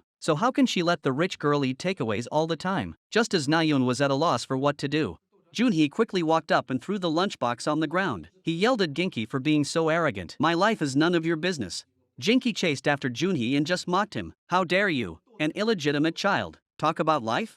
If it weren't for you, your mother wouldn't have bothered me for half a lifetime. Your father would have married me a long time ago. All you can do now is listen to me. As long as Nayeon leaves this house, your mother and I can live in peace. That day, Hayami went to the school where her daughter went to school. The vigilant teacher seemed to have discovered her presence. Hayami panicked and left after seeing the teacher's gaze. Hayami went to the flower shop and saw her daughter sneaking in. At this time, Taehan was still busy with his business and did not notice anything unusual. After finishing his work, he suddenly remembered that he had not seen his daughter for a long time. He went to the yard to look for her but only saw her lost toy. Taehan panicked and frantically searched for his daughter. Eventually, he asked the kindergarten teacher and learned that recently a stranger dressed in flashy clothes had been sneaking around and peeking at the children. At this point, Taehan was already certain that Hayami had taken his daughter, so he went to the jewelry company to find Hayami and hand over the child. Otherwise, I'll go upstairs right now and tell everyone about your past. Hayami was also worried about being exposed, but she still pretended to be calm and said, I'm taking my daughter away. What gives you the right to interfere?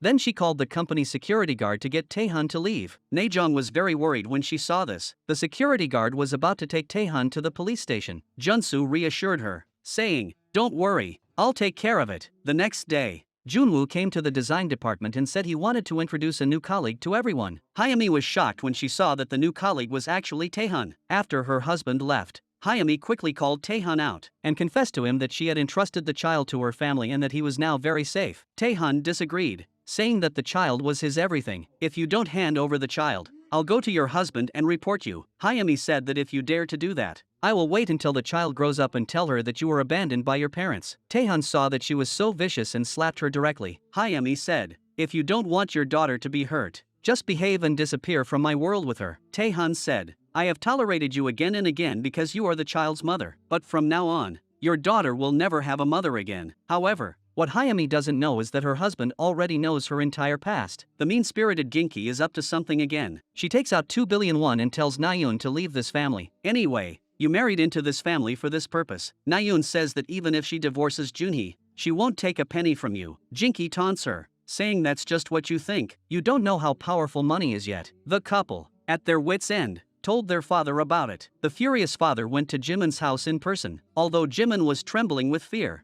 she summoned up the courage to yell at the chairman, relying on the power of her family's affairs. "Since I didn't get the result I wanted, I'm not going back." It's possible that she ran out of oxygen, because after shouting, Jimin fainted. Eun-jin yelled at the chairman, "What are you standing there for? Hurry up and call an ambulance." Back at home, the chairman said he didn't want to hear anything about Jimin in the future, or he will kick Ginki and Eun-jin out of the house. Eun-jin, who can't stand it anymore, shouts at the chairman, "What have you done to us? You just give us a little money so that we don't starve to death. I endure this woman's poisonous eyes every day. My son is being ravaged by my brother like a worm, and you even threaten to kick us out of the house?" In the end, Eun-jin can't hold back her tears. The chairman was also at a loss for words at this unexpected scene. Eun-jin said, "Nayoon is so pitiful for marrying into our family, but seeing her son living this kind of life, she wanted him to escape even more." Nayoon went to the backyard. She now felt like she was superfluous. She told Junhee, "As long as I quit, you and your mother's fortunes will change." But Junhee took her hand and said, "You are also my destiny." Nayeon returned to her room. Eun-jin then persuaded her to take the initiative to quit. She looked at Eun-jin in disbelief. Eun-jin then knelt down and said Junhee is a poor child. She kept saying sorry to Nayeon. The kind-hearted Nayeon could not refuse Eun-jin. The next day she returned to her parents' home and told her mother that she wanted a divorce. Grandma immediately flew into a rage and wanted to go to them and get a divorce. Nayeon then said that her family would pay 2 billion won in separation fees. Hearing that the other party was going to pay money, Grandma instantly stopped being angry. Nayeon said she might as well get a divorce herself. After getting the money, her family would no longer have to worry. The whole family was saddened by Nayeon's impending divorce. That day, Naejong met her first boyfriend at the company. The two of them locked eyes before passing each other by. But in the end, Naejong couldn't help but call out to him. The two of them went to the river. Taehan said that he didn't have the face to face you now. "I abandoned you in the first place, and now I've ended up like this. However, said that I did hate you before, but after so many years, I now hope that you can be happy." Taehan said that you are still as kind as you were back then, and have not changed at all. The two former lovers can only exchange polite greetings when they meet now, because each of them has their own lives. Perhaps from now on, if the two meet again, they can face each other with a clear conscience. Naejong returned home and learned that her younger sister was getting a divorce. She immediately found Junso to discuss a solution. Junso said that Jimin's family's financial resources are even more powerful than Una's family, and it is estimated that even the father cannot hold on for long. Naejong said that the chairman likes Nayeon so much that he will never agree to a divorce. Junso said helplessly that even if you like the company, it is still the most important. Although I don't know what Junhee is thinking right now, the key to the problem is still with him. Naejong said that she believes in Junhee because among the three sons, only Junhee is now qualified to pursue happiness. He is the only one among his brothers who was born in the mud but is still trying hard to find happiness, so he will not give up his dreams. Hayami, who is scheming, deliberately puts on a new set of pajamas and comes to Junwoo pretentiously. When Hayami sees that Junwoo is still cold, she leans her head on his shoulder. Junwoo gets up with a disgusted look on his face and prepares to go to the study to sleep. Before leaving, he suddenly says to Hayami to prepare a set of clothes for a 5-year-old. He wants to give it to the daughter of his new colleague Taehan. Hearing this, Hayami is first taken aback, then pretends to be calm and says, "There are so many new colleagues, why send it to him?" Junwoo said that he had met the little girl and that she was very cute. He really liked her. Hayami immediately said, "Why don't we have a baby too?" Junwoo, who was impatient, pushed Hayami away and told her not to wear this pajamas in the future. "It feels very smooth in my hands and makes me feel sick." Hayami looked at Junwoo in surprise. Previously, He clearly liked this. Junwoo didn't pay any attention to her and turned around to go to the study to sleep. Until now, Hayami still doesn't know that Junwoo already knows all of her dark history. Jimin's father promised the chairman to open a counter in the shopping mall across the country. The chairman said at dinner that the company was founded by his grandfather. It has been passed down for 4 generations to Junsu's generation. He wants to make the company flourish under his leadership. He then asked his 2 sons to submit a plan for a new brand. The one adopted will be considered as the successor of the family. But even after making the decision, the chairman is also suffering immensely, because he has to go against his conscience and force his youngest daughter-in-law to divorce. When he got home, he found Na-yoon and apologized for not keeping his promise, but he had no regrets about the decision he had made for the sake of the family business. As for Na-yoon, he said he would compensate her financially. Before he could finish, Junhee came over and said he was taking Na-yoon away from this family. Junhee told his father that he only loves Na-yoon now. His father said, "You don't want to go against what I say?" Junhee said domineeringly, "In this situation, I have to protect the person I love." His father said, "This is a great opportunity for the family. Otherwise, he wouldn't have the nerve to ask his daughter-in-law to leave." Junhee, however, said, "I wasn't interested in any of that in the first place, and I won't be in the future." Then he took Na-yoon back to their room to pack. He packed all the valuables and sold them after leaving to rent a house. No matter what he does in the future, even if he has to work as a laborer, he will never let Na-yoon suffer. Na-yoon was worried that Junhee and the family would fall out if they didn't get along, but Junhee was determined, and there was nothing she could do. The 2 went downstairs and went to their father. They bowed to their father to thank him for raising them. Then they got up, took out their wallets, returned their credit cards and car keys to their father, and left. Junwoo chased after them and gave them all the cash he had and the car keys for Junhee to use in an emergency. But Junhee only took the car keys and said he would return them in a few days. At this time, their father in the room was furious. The next day, Hayami put on some new pajamas she had bought and invited her husband to make a baby. Because she feels that her husband has been cold towards her lately, Junwoo did not accept her invitation. Hayami said she knows she has many shortcomings, but as a designer she will definitely help her husband get the company's succession rights, and hopes that her husband will accept her again. Junwoo said, "Then you really have secrets that I don't know about." At this time, Junwoo still hopes that Hayami will take the initiative to tell him about having a child before marriage, but Hayami still denied it. Junwoo saw this and did not expose it, saying that he had a dinner appointment with Taehan. Hayami looked flustered after hearing this. The next day at work, Taehan found Hayami and told her to hand over the child by tonight, just as Hayami refused. Naejong also came to persuade her to hand over the child. Both of them looked at Naejong in shock. They didn't expect her to stand up for her at this time. Hayami said to Naejong, "What does this have to do with you?" Naejong said, "In what world does a mother use her child to achieve her goals?" Taehan warns Changin not to insult Naejong in the future. "Otherwise I will not forgive you. If I don't see my child tonight, I will make you regret it." It was soon evening. The 2 awkward people at the dinner just buried their heads in their food. Junwoo saw this and said, "You are a designer and a craftsman. In order to increase your rapport, I arranged this dinner." Hayami and Taehan awkwardly exchanged greetings with each other. Junwoo coldly watched the 2 of them perform. Then Junwoo deliberately mentioned Taehan's daughter, and Taehan truthfully replied that his daughter was not at home right now, having been taken away by her mother. At this point, Junwoo already guessed that the child might have been hidden by Hayami at her parents' house. In order to put pressure on Hayami, Taehan continued that the child's mother had remarried and had concealed the fact that she had had a child from her current husband. Now she was afraid that the child would become a liability, so she had secretly hidden the child. Junwoo looked at Hayami. He now increasingly hated the scheming woman in front of him. On the way home, Hayami already began to plan how she could consolidate her position in the family. At this time, at home, Jinki received a strange phone call. After returning home, Hayami even chose to threaten Junwoo. At this time, it was a critical period for the development of a new brand. She knew that Junwoo, whose ultimate goal was to be the heir, would definitely not give up this opportunity. Junwoo reluctantly put his arm around Hayami, and Hayami thought she had successfully defused the crisis. However, as soon as she returned to her room, Jinki said that there had been a phone call for you. Hayami's face instantly changed when she heard Taehan's name. The mother-in-law, who saw her daughter-in-law's face change, instantly realized that there must be something fishy about it. That day, Mikyoung actually met her daughter when she went to work. Naejong also looked at her mother in shock. Her mother questioned her why she was at the company. It turned out that her mother had believed Hayami's lies and thought that her daughter had sold her body to Junsu in order to get a job at the company because of Nayeon's marriage. Mikyoung's favorable impression of the Chaebol family had completely vanished. Mikyoung first went to find Junsu and asked him not to contact Naejong in the future. Junsu said, You might be misunderstanding. I just feel that it's too bad for Naejong to be selling things on the street. It's a complete waste of her talent as a designer. Mikyung ignored Junsu. Your family is willing to spend 2 billion won to deprive my younger daughter of marriage. And now you want to toy with my older daughter. Junsu understood that Mikyung must have misunderstood, so he didn't dwell on it. Naejong returned home and her mother told her to quit her job at the company. Her family treated Naeun like that, and you went to work at her company. After that, you can't hold your head up anymore. Naejong said she just wanted to fulfill her dream of becoming a jewelry designer. I don't want to spend my whole life working for my younger brother and sister. Her mother immediately said, "Who told you to go make money to support the family?"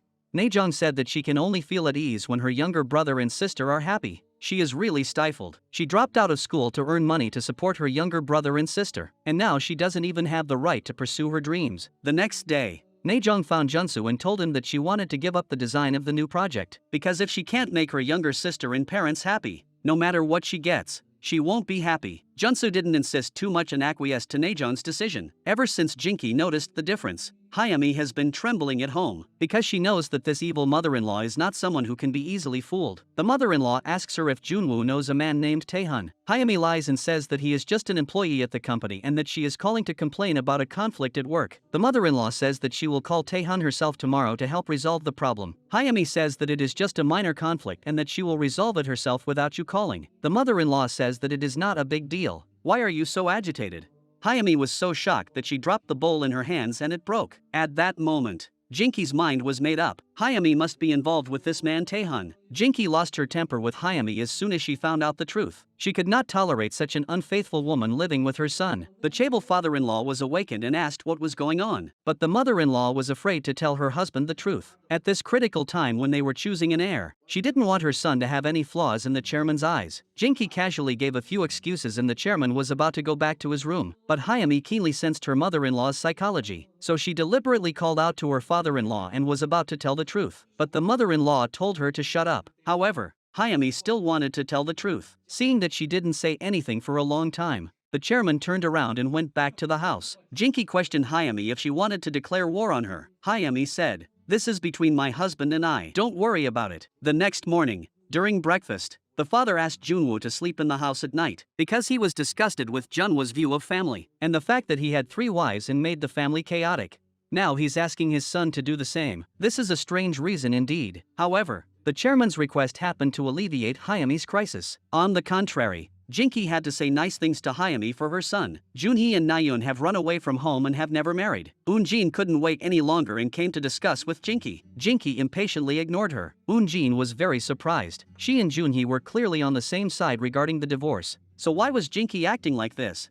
She didn't know that Jinki was also in danger. The young couple who had run away from home were very happy. In the evening, the two of them came under a bridge. Although Junhee, the son of a chaebol, did not have any ability to make money, he promised his wife that even if he had to work as a coolie, he would not let his wife go hungry. Naeun said that she could make money by teaching piano. As long as the two of them were together, they would not be afraid even if they faced an uncertain future. After eating instant noodles, Junhee lay on Naeun's lap and enjoyed the hard-won happiness. At this time, Eunjin called, but Junhee asked Naeun not to answer, and said that from now on, we will depend on each other. Junsu found Naejong and told her that Junhee and Naeun had run away from home and said that Junhee didn't even answer the phone at home. Naejong was told to call her sister. Young people with no social experience are in need of help right now. At this time, the young couple were eating barbecue. Naeun saw that her sister had called, but Junhee didn't let her answer. But Naeun secretly sent a location message to her sister when Junhee wasn't looking. Soon, Naejong and Junsu found the young couple who had run away from home through the location. Naeun told her sister that she and Junhee had gone out and traveled around,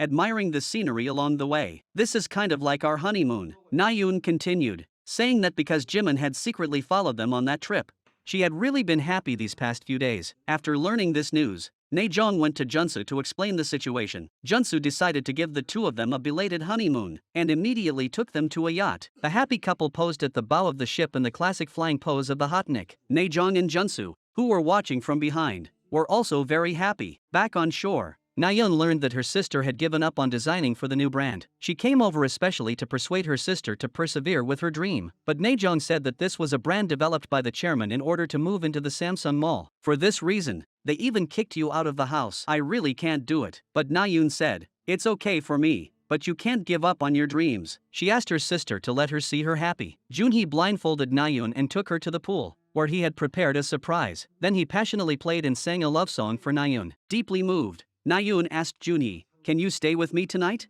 But Junhee said, "I can't do that. What if we get separated again?" He is a responsible young man who has to take responsibility for Nayoon. But Nayoon said that even if we end up separating, I won't regret it, because you truly loved me. I will never forget this in my life. The next day, Junhee sent Nayoon back to her parents' house. Nayoon said that although it was only a few days, we were very happy. After the confession, Nayoon went home with her sister, and Junhee looked at the back of his lover's head. Junhee, who had just gotten into the car and was about to go home, suddenly told his brother to stop. He had come to realize that he could not live the rest of his life without Nayoon, and that he wanted to be with her no matter what. He went to his father-in-law's house and, gathering his courage, rang the doorbell. Once inside, Junhee bowed deeply and said, "I'm going to be a nuisance to your family for a while." Faced with this unexpected son-in-law, the father-in-law and wife looked at each other, not knowing what to do. They had no choice but to let Junhee stay at their home for the night. But the chaebol sleeping style was a little too unrestrained. When Nayoon returned to her room and saw Junhee kicking off the covers, she went over to him and patiently covered him up again. She couldn't help but give Junhee a soft kiss and looked at him lovingly as he slept. The next day, Grandma, who was preparing breakfast, was worried, as her son-in-law was spending the night at home for the first time. But the house was not prepared at all. Mikyoung said that they could only prepare the usual meals. Mom came over to prepare and woke up the two sleeping people, but she saw such a loving scene. She also didn't have the heart to wake them up. At breakfast, the whole family couldn't help but watch Junhee eat. Because he was eating so deliciously, they thought that the chaebol's son would not be able to get used to the family's meals. Junhee's boyish personality is very pleasing to his parents. The father-in-law's family also relaxed. They thought that after breakfast, Junhee would go home. But who knew Junhee said he wasn't going anywhere. He would deliver food at his uncle's restaurant until he earned enough money to rent a place for Nayoon to live. The chairman threatened to get his youngest son back, because the time he had agreed with the Samsung Group was almost up. The chairman wanted to find Junhee as soon as possible and get him to divorce. At this time, Najeon's fake eldest daughter-in-law said, "I know where he is. If you cancel the contract, I will tell you where Junhee is." Then the chairman continued, "It's good that you know where he is. I will continue to work with Jimin and his wife." After saying that, he turned around and left. Hayami, who was scheming on the side, keenly sensed Junhee's possible hiding place. Immediately, she told Eunjin for fear that the world would not be in chaos. At this time,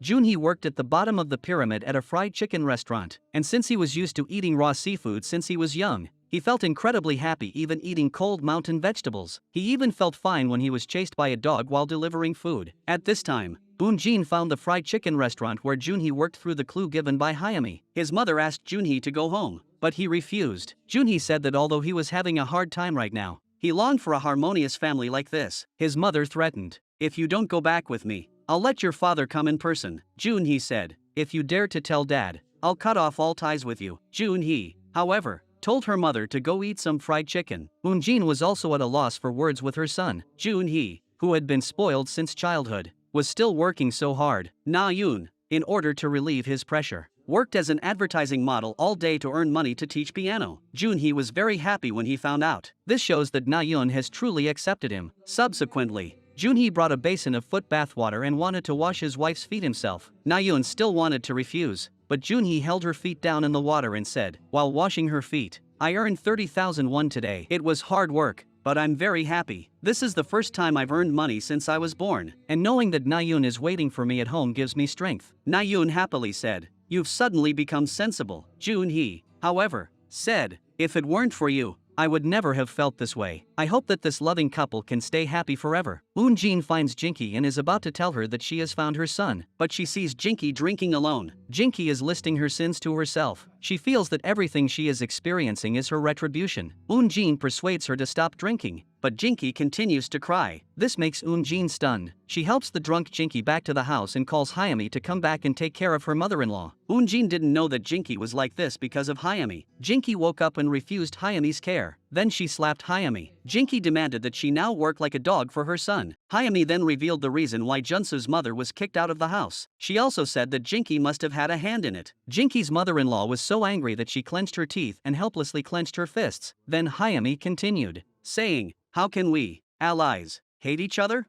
This vicious old hag has once again been manipulated by the young vixen. After Hayami left, Jinky became more and more suspicious. She couldn't let it be known that she had framed the chairman's wife, so she went to find her son and demanded that they work with Hayami as soon as possible to complete the development of the new brand. If Junsu finished first and became the heir, he would definitely go looking for his real mother. In that case, I'm finished. Junwoo looked at his mother in shock. Jinky confessed all the ugly deeds she had done in the past. She felt that Junsu had already sensed it all. It must have been something your grandmother said before she died. So you must defeat your brother no matter what. This way we can survive. After deep thought, Junwoo said, I'm sorry, I may not be able to protect you. Being rejected by her own son, Jinky didn't know if she was sad or regretted everything she had done at that moment. After adjusting her mood, she went to the company but saw Naejong there as well. Jinky found Junsu and asked him, but he said that his wife was at home. Jinky keenly sensed that this should be her chance to turn the tables. She went to the file room to investigate the information of all the employees. After investigating, Jinky discovered that it was actually a stranger who looked exactly like her eldest daughter-in-law. Recalling her daughter-in-law's strange behavior before, she was almost certain that the previous eldest daughter-in-law was this woman in disguise. Jinky returned home and asked her second daughter-in-law what was going on. Hayami,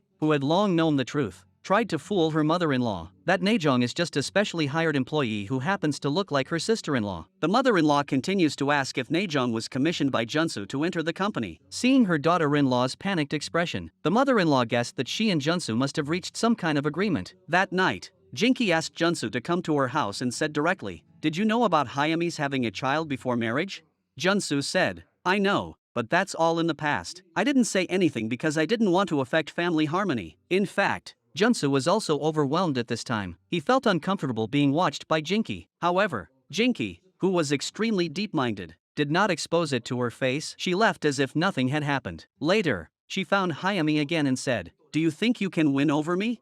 Hayami was confused by her sudden mother-in-law. She said she didn't want to fight with her mother-in-law. She just wanted to be a good daughter-in-law. Her mother-in-law sneered at her. "You're not even worthy of being a good daughter-in-law." Seeing this, Hayami, who couldn't continue the conversation, found an excuse to leave, but her mother-in-law stopped her. Jinky said, "I can see your true colors. You can't win against me." Hayami, however, smiled and said, "Mother, you're really good at pretending. I thought I could threaten Hayami, but I was once again made to lose my temper by her." The next day at work, Hayami received a long-lost phone call from Junwoo. She thought she could break the ice with her husband and was overjoyed to come to the restaurant. But Junwoo said to her, "Let's get a divorce. Every time I see you, I feel uncomfortable. I feel sick when I see your fake smile. You had a child with another man and pretended to be my first love and married me." The more Junwoo said, the more angry he became. He got up directly and wanted to leave. Hayami hurriedly got up and chased after him, saying, "If you're angry, I can apologize." Junwoo became even more angry when he heard this. Can this kind of thing be solved by apologizing? You woman used your child to get yourself out of trouble. You don't even deserve to be a human being. Seeing this, Hayami didn't pretend anymore. "If it weren't for me, would you get your father's attention? I gave birth to a child once. What is there that you can't accept? You're just a bastard child too. There's nothing special about you. If you divorce me, your mother will be kicked out of the house too." Junwoo went home and told his mother that he wanted a divorce. His mother said not to worry and just get a divorce herself. Hayami felt incredulous after hearing this. She hurriedly got up and put pressure on Jinky again. "Aren't you afraid that I will tell father-in-law about you framing the original wife?" Unexpectedly, this time Jinky's attitude was unusually firm. She was not afraid at all of Hayami informing the chairman. She even took out her phone and personally called the chairman. Hayami quickly picked up the phone and said something to father-in-law that there was nothing wrong. Then she hung up the phone. Jinky angrily said, "If I were afraid of threats from people like you, I would not have climbed to my current position." Hayami was so scared that she knelt down directly and begged for forgiveness. Jinky did not give her a clear answer. Then she pretended to be nothing and had dinner with her family. Afterwards, Jinky called out Naejong, who was pretending to be Una. She spoke in a strange way, saying things that had nothing to do with the topic, and constantly undermined Naejong's psychological defenses. Junsu walked over and asked Jinky about the whereabouts of her biological mother. At this time, Jinky, who had gained confidence, began to act arrogantly. Even when she faced Junsu's threats, she did not panic. When she called Naejong's name, Naejong suddenly froze. Jinky is truly cunning. In just one day, she cleared away 2 of her major obstacles. Once again, she defended her position as the family overlord. The next day, Hayami begged her mother-in-law not to kick her out of the house. The mother-in-law knew that Hayami was scheming and didn't want to forgive her. Hayami then shamelessly went to her husband again to beg for forgiveness. But her husband didn't even give her a chance to speak when he saw her coming and just got up and left. It seems that the good days of the scheming woman are really over. The mother and son, who had made up their minds, finally decided to tell the chairman about Hayami's dark past. Hayami was so scared when she saw that the matter had been made public that she immediately knelt down and begged her father-in-law for forgiveness. But how could the angry father-in-law listen to her apology? The father-in-law angrily said, "Who exactly do you want to ruin? Even something as trivial as having a child, and then acting like a lady and marrying my son." The father-in-law was tired of scolding Hayami and told her to get out. The unrelenting Hayami was still begging for her father-in-law's forgiveness. Seeing that her father-in-law was determined to make her leave the family, Hayami calmly got up and confronted her father-in-law. "I can leave, but I will also sell the company's secrets to the competition." Her father-in-law, who has been in business for many years, is not afraid of her threats. Then her father-in-law called the driver and told him to drag this crazy woman out. Hayami looked hopefully at her husband, but he turned his head and didn't want to look at her. Helpless, Hayami once again knelt before her father-in-law. She really has brought her shamelessness to the extreme. The father-in-law, who has lost patience, orders the driver to drag her out. Hayami, who didn't even have time to change her shoes, was directly swept out of the door. Helpless, she is still shouting at the door, hoping that her in-laws will change their minds. Soon the door was opened and the person who came out was her husband. Hayami was overjoyed, but her husband pulled her aside and threw her bag and shoes on the ground. Her husband only felt for the couple's relationship and didn't want her to leave in rags. Hayami saw this and once again knelt down to beg her husband to forgive her. Junwoo said,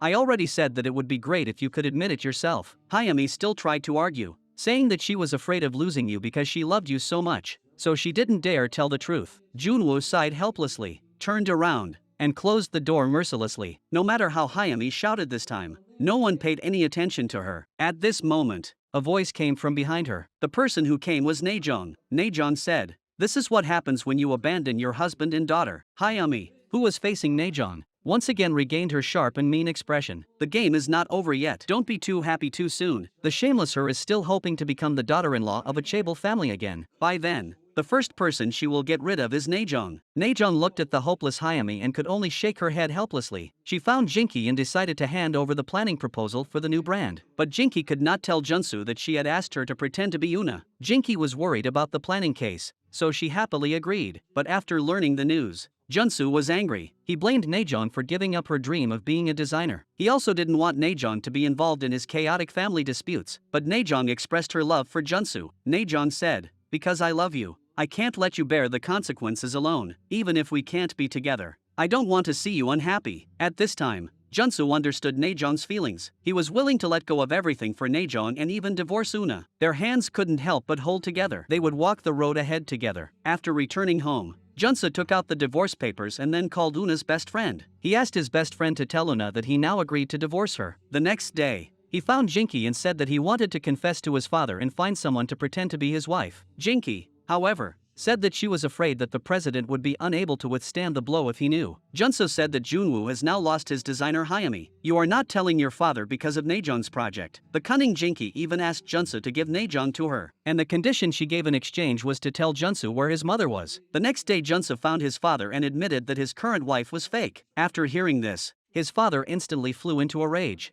Not knowing what kind of sins he had committed, none of his 3 sons gave him peace of mind. The youngest son gave up the wealthy daughter for his wife. The second son's wife had a child with another man before marriage. And even the eldest son, who was the most honest in his eyes, actually found someone to impersonate his wife and deceive him. At this time, Jinki said Junsu did such a thing, Una's family would definitely treat our family as liars. Sure enough, the chairman was enraged again. He said it was not just being treated as a liar. In the past, Una's family supported all the funds that would be cut off. The branches that have been opened in various places will also be closed. The father, who could not stand it anymore, drove Junsu out of the house. At this point, Junsu knew that there was no use arguing, but his father, who was still not satisfied, chased after him again. He thought that Junsu was harboring a grudge because his mother had been kicked out of the house back then, and deliberately messed up his business. Junsu also didn't expect his father to misunderstand him like this. Disappointed, he walked out the door. The mean-spirited Jinki came out and took advantage of Junsu. "I didn't think you would be out so early. You will definitely regret this in the future." Junsu,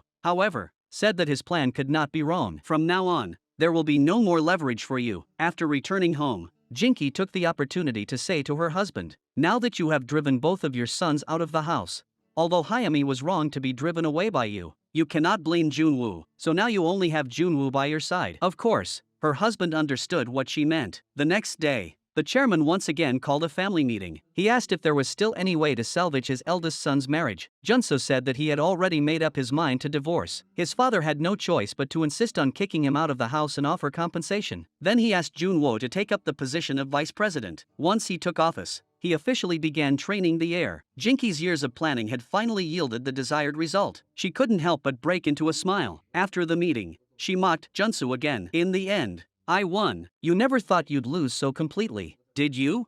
The bickering family would never have guessed that at this very moment, a slender beauty was arriving at Seoul Airport. Una, dressed in white, returned with confident strides. Junwoo thought that he would be happy after driving away the wife who deceived him, but now he is surrounded by loneliness and emptiness. He can only numb himself with alcohol and force himself to stop thinking about everything related to his wife. Junwoo seeks his sense of existence through extravagance. After his wife was driven out, she sent their daughter back to the flower shop. Hayami, who was about to leave, was stopped by her daughter. The child took a flower from the house and gave it to Hayami, saying that she liked her. Hayami was deeply moved by the child's actions. If there is one thing that Hayami is, it is kind. She is no match for a 5-year-old. Hayami has not given up on developing a new brand. She is still working on the plan when she gets home at night. At this time, the phone rings. She never expected it to be her daughter calling. She is overjoyed. Her daughter has asked her to come to the flower shop. Without a second thought, Hayami says she will go see her tomorrow. The next day, Hayami brought her toys to the flower shop. The girl didn't know that this woman was her mother, but she still ran into Hayami's arms. Hayami also enjoyed hugging her daughter. Then Hayami and Taehan played with the toys with the child like a family. But this scene was seen by Junwoo. He looked at the now harmonious family of 3 and felt a little jealous inside. Soon Taehan also noticed Junwoo. He hurriedly chased after Junwoo,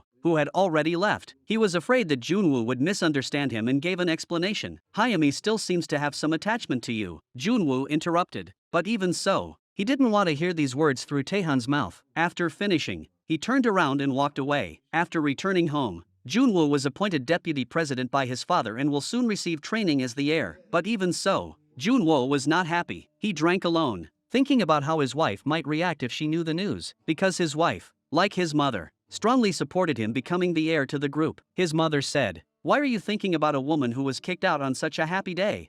But Junwoo said, "How can you just cut off 5 years of feelings?"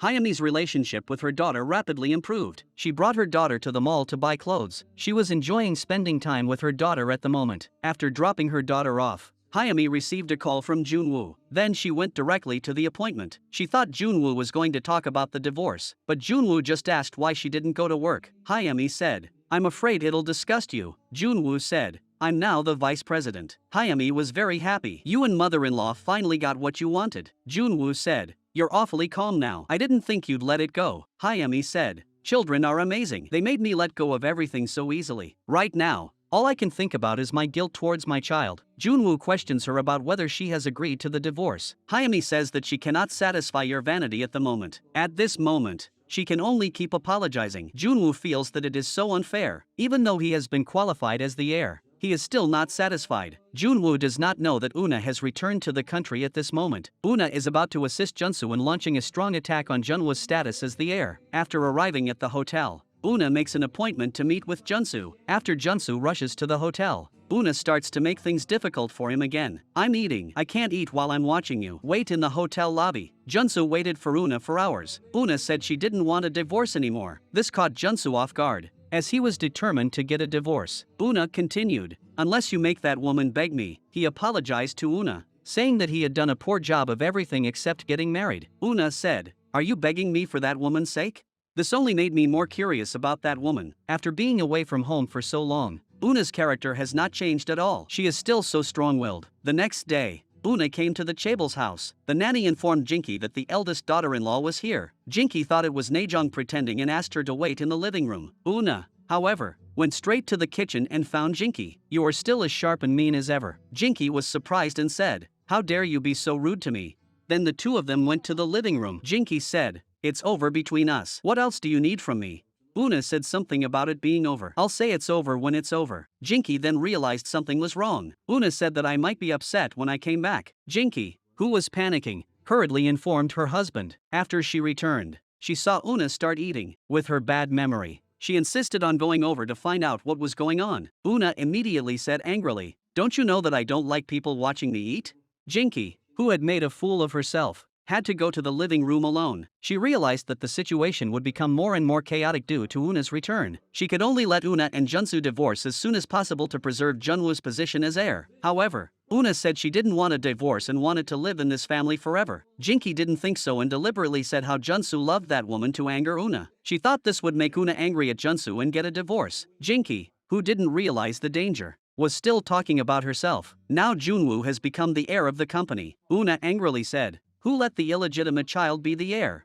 She told Jinki to stop dreaming about the inheritance. She wanted to talk to the father-in-law about it again. That day, Mom found Junhee again and asked him to come home. Junhee took the opportunity to leave. When he returned, his father came to the door. Hearing his father's voice, Junhee was scared. As soon as he greeted his father and sat down, he directly fled through the door. Then the father and son played a game of cat and mouse on the road. His father could really run, and Junhee was almost caught several times. Soon Junhee saw hope. He shouted for his mother-in-law while running. Hearing his cry, his mother-in-law hurried out to stop the chairman. Fortunately, his mother-in-law appeared just in time to save Junhee. His mother-in-law locked the chairman directly outside the door. However, the chairman was really persistent and did not leave until dark. At this time, he received a call from Jinki. Jinki told him that Una had returned. After hearing this, the chairman did not care about catching Junhee and hurriedly contacted the driver to rush home. After returning home, he had just sat down for less than 3 seconds. Una couldn't help but ask him why he abandoned Junsu and made Junwoo the heir. Jinki couldn't help but say, "You're getting a divorce anyway. This has nothing to do with you." Una,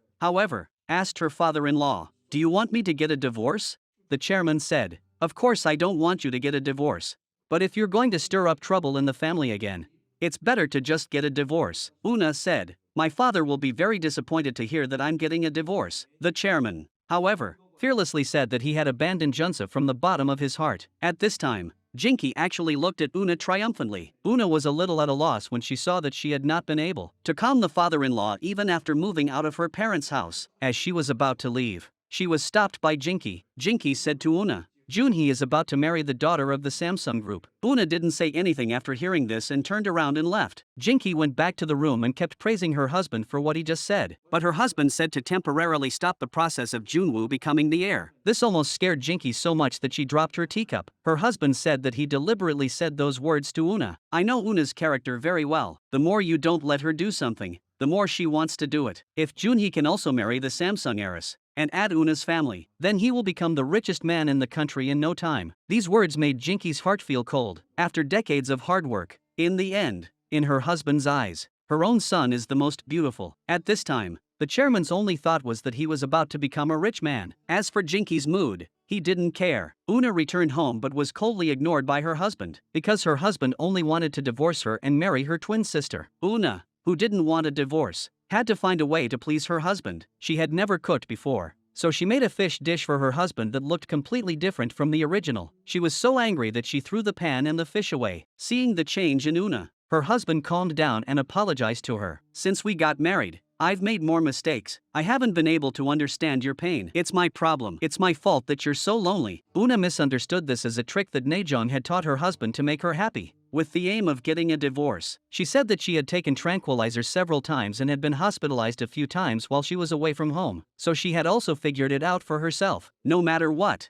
I will never find a better partner than you." Hayami returned from her side to pack her bags and saw Jinki staring coldly at her in the courtyard. She silently walked up to her and anxiously greeted her mother-in-law. Unexpectedly, Jinki did not lose her temper and even let Hayami continue to go back to work at the company. She wanted Hayami to design a new brand that would shock the country so that she could keep her son's position as the heir. This was Jinki's last chance. After Hayami left, Una also came to find Jinki and asked about the woman Junsu liked now. Before Jinki could say anything, Junsu came over and asked Jinki not to tell Naejong's information. But Jinki, who just wanted to stir up trouble, still told Una the name of that woman. Then the three of them went back to the house to eat. During the meal, their father asked them what their plans were. Una spoke up first and said, "We plan to start over and move back in together." Hearing this, Jinki was the first to object. She was afraid that Una would come over and drive her crazy. Una said that Junwoo would soon get a divorce. As the eldest daughter-in-law, she needed to stay close to her father-in-law and mother-in-law. Father-in-law agreed with her,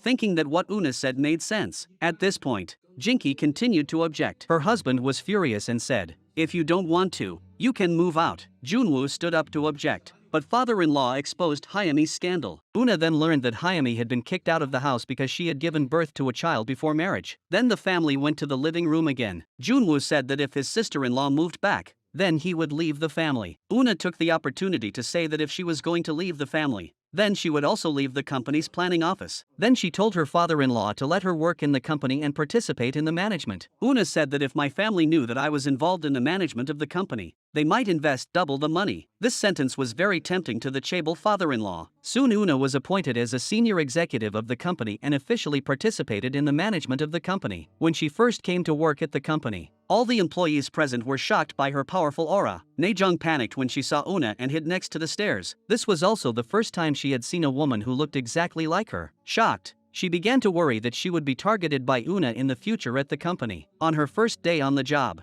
Una casually looked through a few reports and threw them aside. Feeling bored, she started to fix her nails, with a piece of chocolate in her mouth. Hearing someone knock on the door, she hastily threw it aside. Junsu took his wife on a tour of the company at his father's request. Then Junwoo took her to the design department. The employees were shocked to see Una. Una, who was about to leave, heard the employees talking about how their boss looked just like Naejong. After Hayami confirmed it, Una learned that Naejong was actually a designer. She asked Hayami what kind of woman Naejong was. Hayami deliberately said that Naejong was someone that Junsu had specially arranged to be in the design team. She was currently independently developing a new brand. Naejong is also a woman that Junsu will do anything to protect. Una asks Hayami for Naejong's phone number. Hayami writes it down without hesitation. Back at the office, looking at the number in her hands, Una is about to dial the number. She recalls what her mother-in-law said about how Junsu cannot live without Naejong. He even gave up his inheritance for her and is ready to start over with her. She gives up on this rash and impulsive approach. However, what she didn't expect was that the next day she was seen in the company store by Naejong's mother. Mikyung went up to her and questioned why she was pretending to be someone else's wife. Una questioned her. "Who are you? Are you out of your mind?"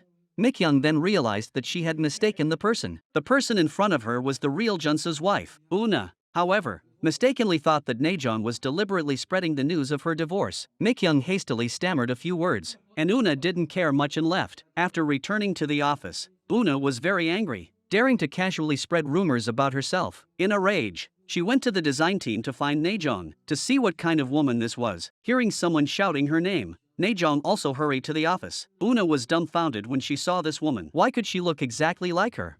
Naejong was also stunned. She didn't expect the person shouting her name to be Junsu's wife. The two identical women looked at each other face to face for the first time. Una couldn't help but go up to take a closer look. She was the same height and build as herself, but Naejong looked at this woman in front of her with great trepidation. Una couldn't help but ask Naejong if she had been adopted. Naejong said, "My parents are the people who gave birth to me and raised me, and I have a younger brother and sister at home." Una couldn't figure out why there would be two people in the world who looked so similar. Naejong insisted that they could not be twins. Una then continued to ask Naejong what her relationship with Junsu was. Naejong told the truth that she had once pretended to be Yu. As for her relationship with Junsu, she felt that if Una did not agree to the divorce, she would rather not say anything for now. Una said that no matter what your relationship with me is, you still have to leave the company. You cannot work in the same company as Junsu. Next, according to normal thinking, Una would definitely investigate the truth. She called her adoptive parents in the United States and got an exact answer. Junsu was worried that Una had done something too much to Naejong. Naejong said she didn't do anything too much. She couldn't continue working in the company. "Because of our relationship, Una doesn't allow me to appear in the company." While Junsu said he had given up everything, and even gave up the opportunity to find his biological mother. "So you shouldn't give up either." At this time,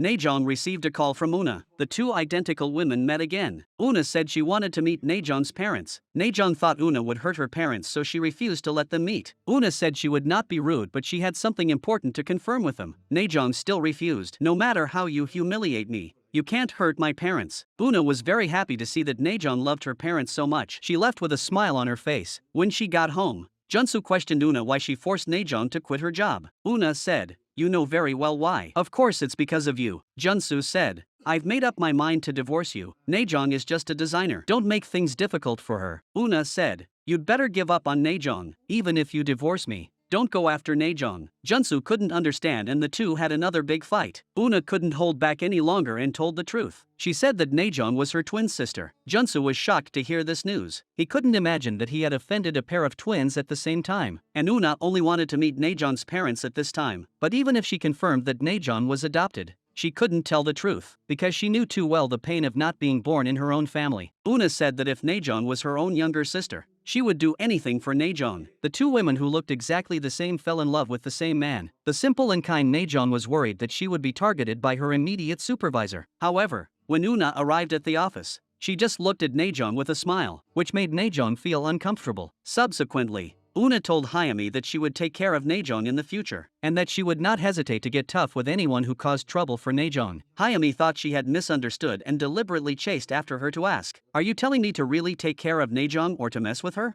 Hayami was very puzzled. It was obvious that two women were competing for the same man, but why had Una's mind changed so much?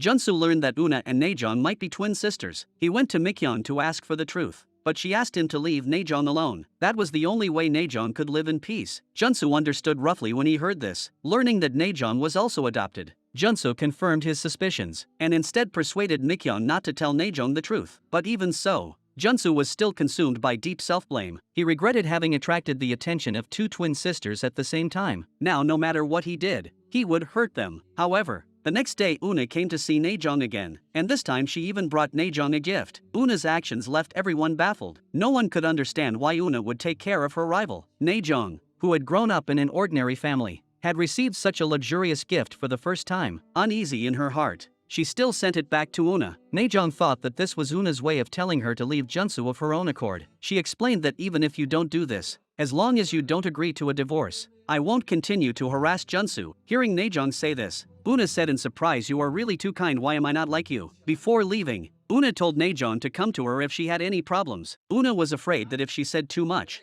Najeon would suspect and quickly let her leave. Najeon, who had left, looked at the gift in her hand and was still puzzled. Junsu finally made a decision and found his father to insist on divorcing Una, but his father disagreed because of Una's appearance. "I have forgiven you. What else can't you get past?" Junsu said that when I first agreed to marry Una, it was just to attach myself to her family's strength, so that I could inherit the company and have the means to find my mother. That's why I've endured until now. Father asked Junsu back, "Do you know where your mother is?"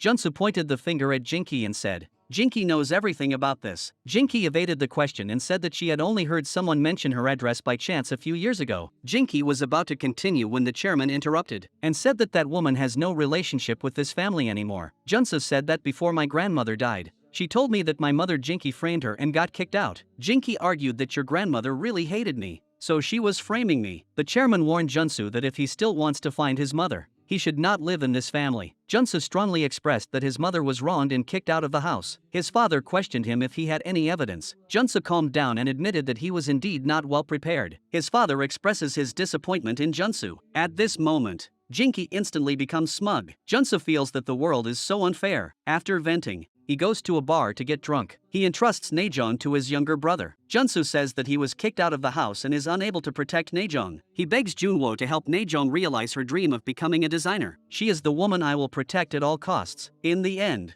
Junwoo sent the unconscious Junsu home and prepared to leave after settling his brother. Seeing the plane ticket to a foreign country on the table, Junwoo thought to himself that his brother was really going all out this time. Early the next morning, Una prepared a hangover soup for her hungover husband and was about to wake Junsu up when she realized that the house was already empty. Junsu didn't want to hurt the two sisters, so he asked Najeon out to dinner. Najeon knew that this might be Junsu's breakup dinner with her because she saw sadness in Junsu's eyes. She tried her best to act natural. Najeon said, "Your wife Una has taken good care of me." And Junsu was very happy to hear this. This way, Najeon didn't have to quit her job at the company, and he wished Najeon could become an excellent designer. Najeon felt that Junsu seemed to be saying goodbye to her. When they were about to part, Najeon finally asked her question. She asked Junsu, "Is this separation a farewell?" Junsu told her not to think about it and to hurry back. Najeon said, "I know how much you've sacrificed for me. I will always remember you. No matter what difficulties I encounter, I will never give up. I will definitely become a good designer." Junsu walked up to Najeon and hugged her, saying, "I'm content with just these words from you." The two embraced tightly, encouraging each other. Najeon said, "You must take good care of yourself when I'm not around. If there is a next life, I will definitely be your wife." The two poor people who were so fond of each other were ultimately unable to overcome the teasing of fate. Junwoo finally decided to call Najeon after much thought. He told Najeon about his brother's plan to go abroad. Najeon was very worried about Junsu, but Junsu had already turned off his phone. She was so panicked that she rushed to the airport, but was stopped by her mother. Her mother angrily said, "What does it matter if he leaves?"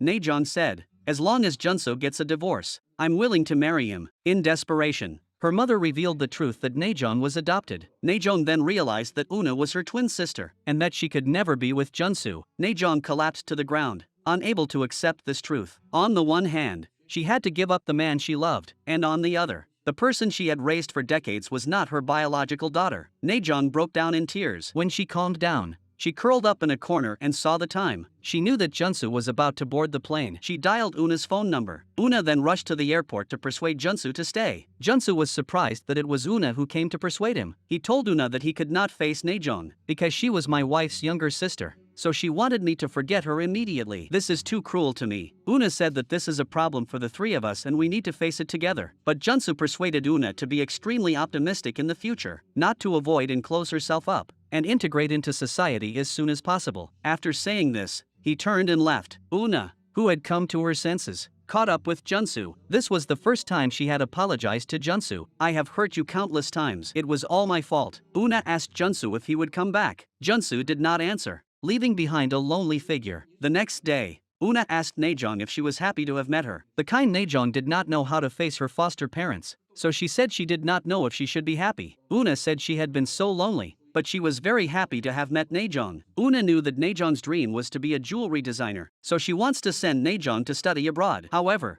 Najeon refuses. Najeon knows that Una needs to take sleeping pills every night to fall asleep, and she persuades Una not to use them anymore. If Una can't sleep, she can call her and Una will answer no matter how late it is. You know that someone is worried about you, and your heart will feel at ease. Una is moved to tears and they well up in her eyes. She can't help but go up to hug Najeon, hugging the only family member in the world who was related by blood. At the same time, she was worried about her sister, who had been teased by fate, and was missing Junso too much. What should she do? At this time, Na Yoon, who had learned the news at home, had also cried her eyes out. She didn't know how to face her sister. Her sister had dropped out of school to set up a stall for her, and she felt so sorry for her sister. The thought of her sister staying up late designing jewelry so as not to give up her dreams made her even more sad. She blamed her mother for sacrificing her sister to support her biological children through college. Her mother also fell into deep self-blame. She came holding flowers to a big tree, where Una and Najeon's biological mother is buried. More than 20 years have passed. The sapling planted back then has now grown into a towering tree. On the other side, Junwoo tells his mother about Junsu's trip to Italy. Jinki is very happy to hear this, because her chaebol husband has always favored Junsu. Now she hates to see her husband's face. She can't wait to tell her chaebol husband, so that he knows that the one who has always protected him is his own son. During dinner, Jinki deliberately mentioned Junsu's biological mother in front of her husband. She also fabricated a lie, saying that the woman you have guarded your whole life has secretly cheated on you with a young man. You actually still favor her son Junsu. Her husband was so angry that he dropped his chopsticks and wanted to leave. Jinki was not yet convinced and chased after him, saying, "Why have you dragged this on until this age and still not registered our marriage?" The chairman said, "Because I know what kind of person you are. If I die before you after getting married, my 2 sons will have no way to survive." Jinki said the 2 sons you worry about have abandoned you. Junsu went abroad to Italy alone. Jinki came to the kitchen and once again revealed that sneaky smile of hers. She didn't know that at this time. A sports car drove into the house. Jinki thought Una, who was sure to get a divorce, would move in with her luggage. She was surprised to see Una and said, "Your husband has gone abroad. Why are you coming to this house?" Una said, "I will protect my husband's family while he is away." Jinki's biological son is about to successfully inherit the company, and she doesn't want Una to ruin it. She said to Una, "I'll see how long you can stay in this family." Una said with authority, "We'll see who comes out on top." Early the next morning, Mikyoung brought Najeon to pay respects to her biological mother. She said to Najeon, "Your mother was my best friend in high school. She was very pretty and fair-skinned. She was a very kind girl. We both didn't go to college because our families were poor. Later, she fell in love with your father and broke up with him before she knew she was pregnant. After giving birth to you two with great difficulty, she fell ill soon after. Before she died, she was still crying, worrying about you two. At that time, I also just couldn't afford to raise you two. I just brought you home." Mom kept apologizing to Najeon. "As my daughter, you are always running around for money every day." Mikyoung felt so much guilt towards Najeon in her heart. "If I hadn't brought you back then, maybe you wouldn't have to be so happy." The kind Najeon felt that her mother didn't know her anything. The two of them went to the grave,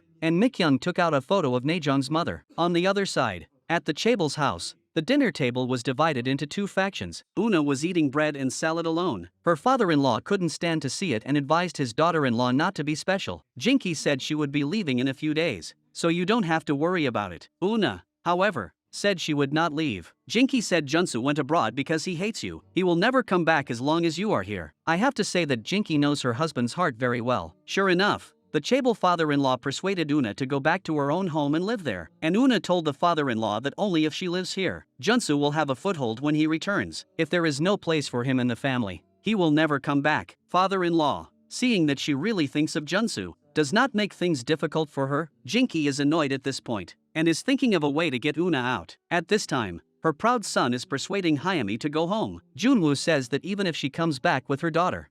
From Junwoo's words, he understood that it must be his mother who had privately threatened Hayami, and caused her to be so hesitant, worrying that she would lose her job at the company. In a rage, Junwoo went to find his mother Jinky. After hearing what had happened, Jinky flew into a rage. Is there no other woman in the world?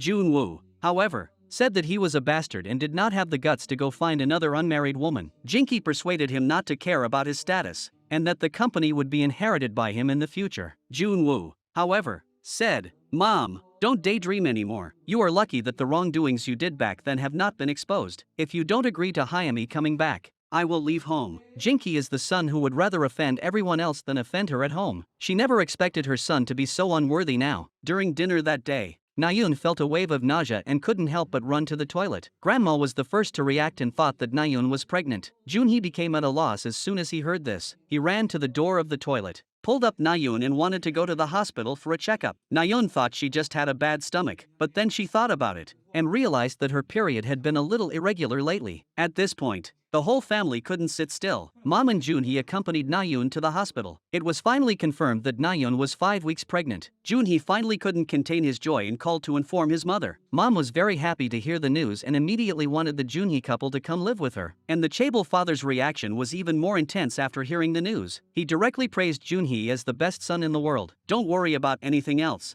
just have the baby. If you're strong, you can have 10 more with your wife." The chairman couldn't stop smiling after hanging up the phone. Naejong, who works at the company, also learned that her younger sister was pregnant. Hayami also sincerely wished her younger sister-in-law well after learning of her pregnancy. When the chairman returned home, he couldn't help but brag to Jinky that Junhee was the best of the 3 sons. Jinky looked cold and indifferent. She was also speechless. At this time, the grandmother and the maternal grandmother have already started fighting over who will wash the baby's diapers. Nayun has become the focus of protection for the whole family. Eun-jin wants to take this opportunity to reconcile with her daughter-in-law. The Chaebol father also has this intention. The two people who have not been together for many years have reunited because of the new life and are cooking in the same kitchen. Eun-jin keeps trying to coo to the chairman, hoping to give him another son. The chairman finally stays for dinner to spend some time alone with Eun-jin, but the couple returned at this time. Junhee questioned whether her mother was showing off her love. During dinner, father-in-law expressed his sincere apology to Nayun. "At the beginning, I was blinded by capital. I have caused you all to suffer during this time. Father-in-law will compensate for all the expenses at your family's home." On this day, Naejong brought Una to pay tribute to her deceased mother, and showed Una a photo of her mother. Una said that she had imagined countless times the scene of finding her mother. "I never thought she would die and leave her child behind." "What kind of mother is that?"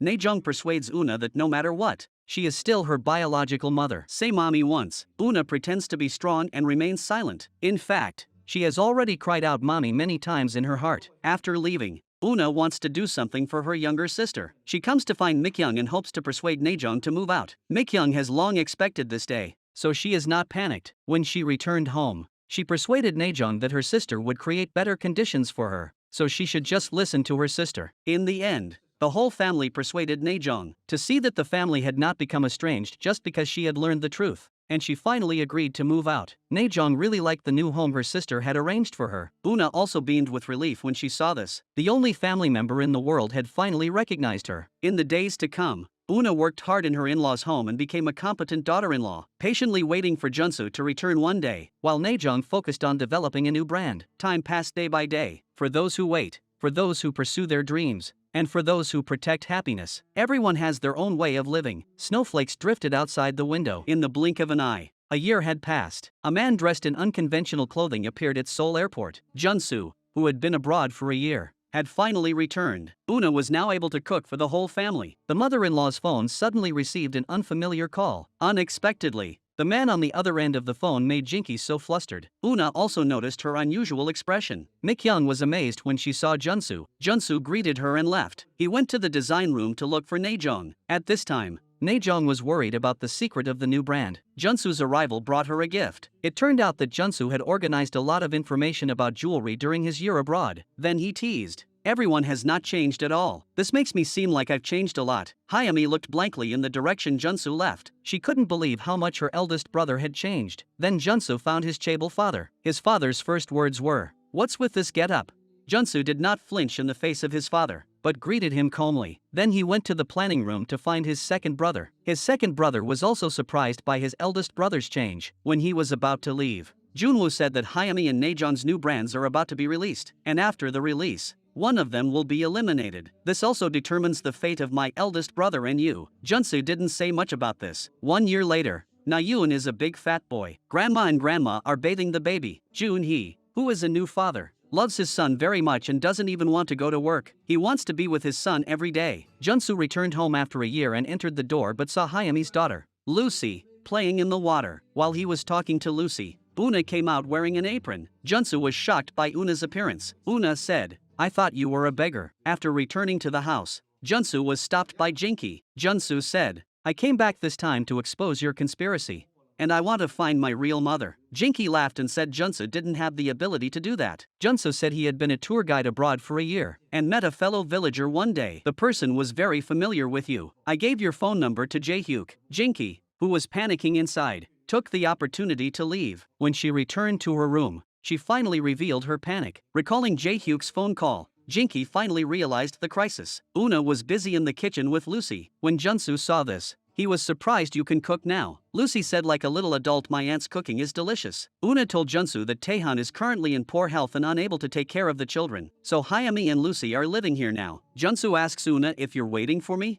Una doesn't answer, saying that she has asked her father to cut off financial support to your family. "I want to prove that I'm not marrying into your family to become a rich wife." That day, Junhee was just about to go out to deliver a takeaway when he didn't expect his second brother to come looking for him. And his second brother also brought Junhee a bouquet of flowers to congratulate him on becoming a father. Junhee joked that it would be more practical to buy milk powder and diapers. Junwoo said he would buy them when he left. Then Junwoo told Junhee that their eldest brother had returned. And this time, it seemed that he had returned because of his biological mother. And the second brother told Junhee that the eldest brother's biological mother was driven out of the house by our mother's joint plot. Junhee was very surprised to hear this news. Could it be that just because she gave birth to a child a few days ago, the family that had been peaceful for a long time would start to be chaotic again?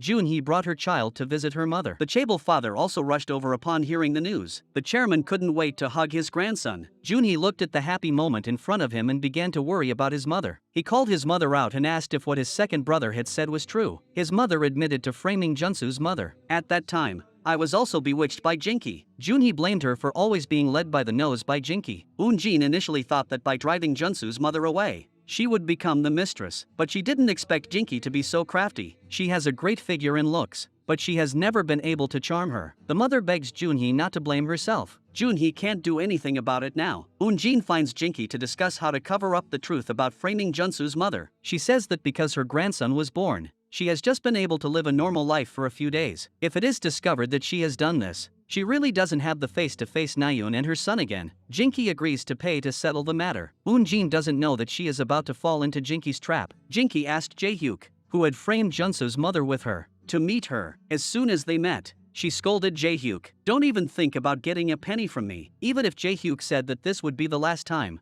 even if it was 100 million won, it was still rejected by Jinky. Jae-hyuk was infuriated. Using a passerby's phone, he sent Mrs. Park's location to Junsu. Junsu was very surprised to receive the text message. He called back, but the person on the other end said that the phone was borrowed by a stranger. After thinking for a while, Junsu finally reacted. He used the location to go to the bakery. Although his mother's appearance was becoming more and more blurry in his memory, Junsu still recognized her at first glance. However, he did not go up to her to recognize her, because his family all believed that his mother was unfaithful to his father and was driven out of the house. So Junsu wanted to clear his mother's name before he took her home openly. He angrily returned home and confronted Jinky. "Jae-hyuk, are you my mother's accomplice?" Jinky firmly stated that she didn't know this person. Junsu angrily said, "My mother is steaming buns in the hot sun right now. but you are comfortably enjoying yourself at home. Jinky said that she is not the only person who steams buns in the world. Junsu threatened Jinky, I am not the person I was a year ago. No matter what, Jae-hyuk has already appeared and I know where my mother is. And you're not far from being kicked out of the house. Jinky had no choice but to ask Jae-hyuk out again. As soon as Jae-hyuk sat down, Jinky poured a glass of water in his face. How dare you tell her son where Mrs. Park is? Jae-hyuk said that's what happens when you don't listen. Jinky had no choice but to obediently hand over the 100 million won check, which she angrily threw in Jae-hyuk's face. Jae-hyuk said that was just the beginning. We've got more to come. Jinky was tortured by this evil man and had nothing to say. The only way to solve all these problems is to let her son inherit the company. Jinky returned home angrily. Una was playing with Lucy. When she saw Jinky, she told Lucy to politely come forward and say hello. With nowhere to vent her anger, she immediately told Hayami, don't let your daughter touch me in the future. Then Jinky pushed Lucy away. Una glared at Jinky angrily. Hayami was also helpless and took her daughter away. She told her daughter to wait obediently for her mother here and that she still had to cook dinner. Lucy said pitifully that she didn't like this family. Seeing her pitiful daughter and thinking about herself living under someone else's roof, Hayami, in order to make the mother-in-law accept herself and her child, who was already on the verge of being washed out, once again chose to work with Jinky and join forces with her. This time, they actually planned to steal Najeong's project. On this day, everyone's project was finally completed. Hayami took the opportunity to treat everyone to dinner to celebrate. After everyone left, she took the opportunity to come back and get something. Just as she successfully got the USB drive, Junwoo grabbed her hand. Even if she was caught by her husband, Hayami did not repent. Najeong, who returned after dinner, found that the plan was missing. The first thing she thought of was to discuss it with her sister. They both guessed that Hayami did it, but unfortunately, there was no evidence. When Hayami returned home, her husband forced her to hand over the USB drive. Hayami said that Junwoo should understand that it is too difficult for her to raise the child alone in this family. Just as the two were arguing, Jinky walked out and said that she had let her do all this. If it wasn't for Jae-hyuk's appearance, she would not have resorted to this. Junwoo still insisted that Hayami hand over the USB drive. Otherwise, he would call his eldest brother to inform on her. Seeing this, Jinky snatched Junwoo's phone and threw it on the ground. While the three were arguing, Una slowly walked over, which really surprised the three of them. The three of them, who were just arguing, instantly shut up and had to go back to the room in disgrace. The next day, when Hayami handed the USB flash drive to Jinky, she happened to be seen by Una. Una questioned what they were holding in their hands. Her voice also alerted the father-in-law in the room. After the chairman came out, he asked the second mother to hand over the USB flash drive. It turned out that Una had already explained everything to the father-in-law. Father-in-law asked Hayami, "Is this why you came home?"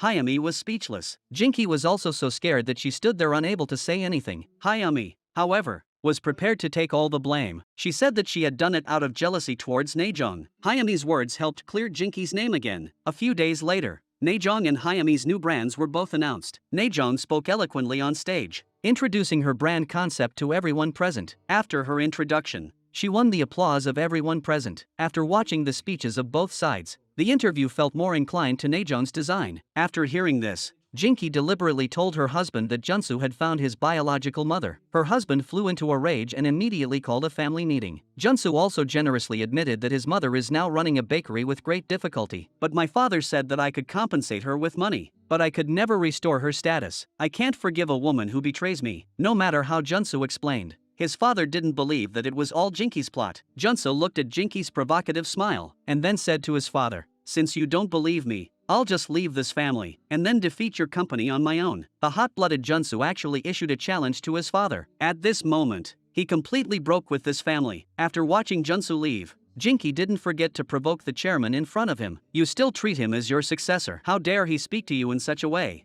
This also caused his father to be even more dissatisfied with Junsu. Seeing her husband and Una leave one after the other, Jinky couldn't help but say proudly, "You're still too young." At this time, only Junwoo was worried about his older brother's future. The next day, during the voting session, everyone chose Najeong's plan, but the chairman ignored everyone's vote and resolutely chose Hayami's design plan. After the results were announced, Junsu went to his father in a rage. "You know very well that Hayami's design will never be sold in Samsung stores, so why did you choose her?"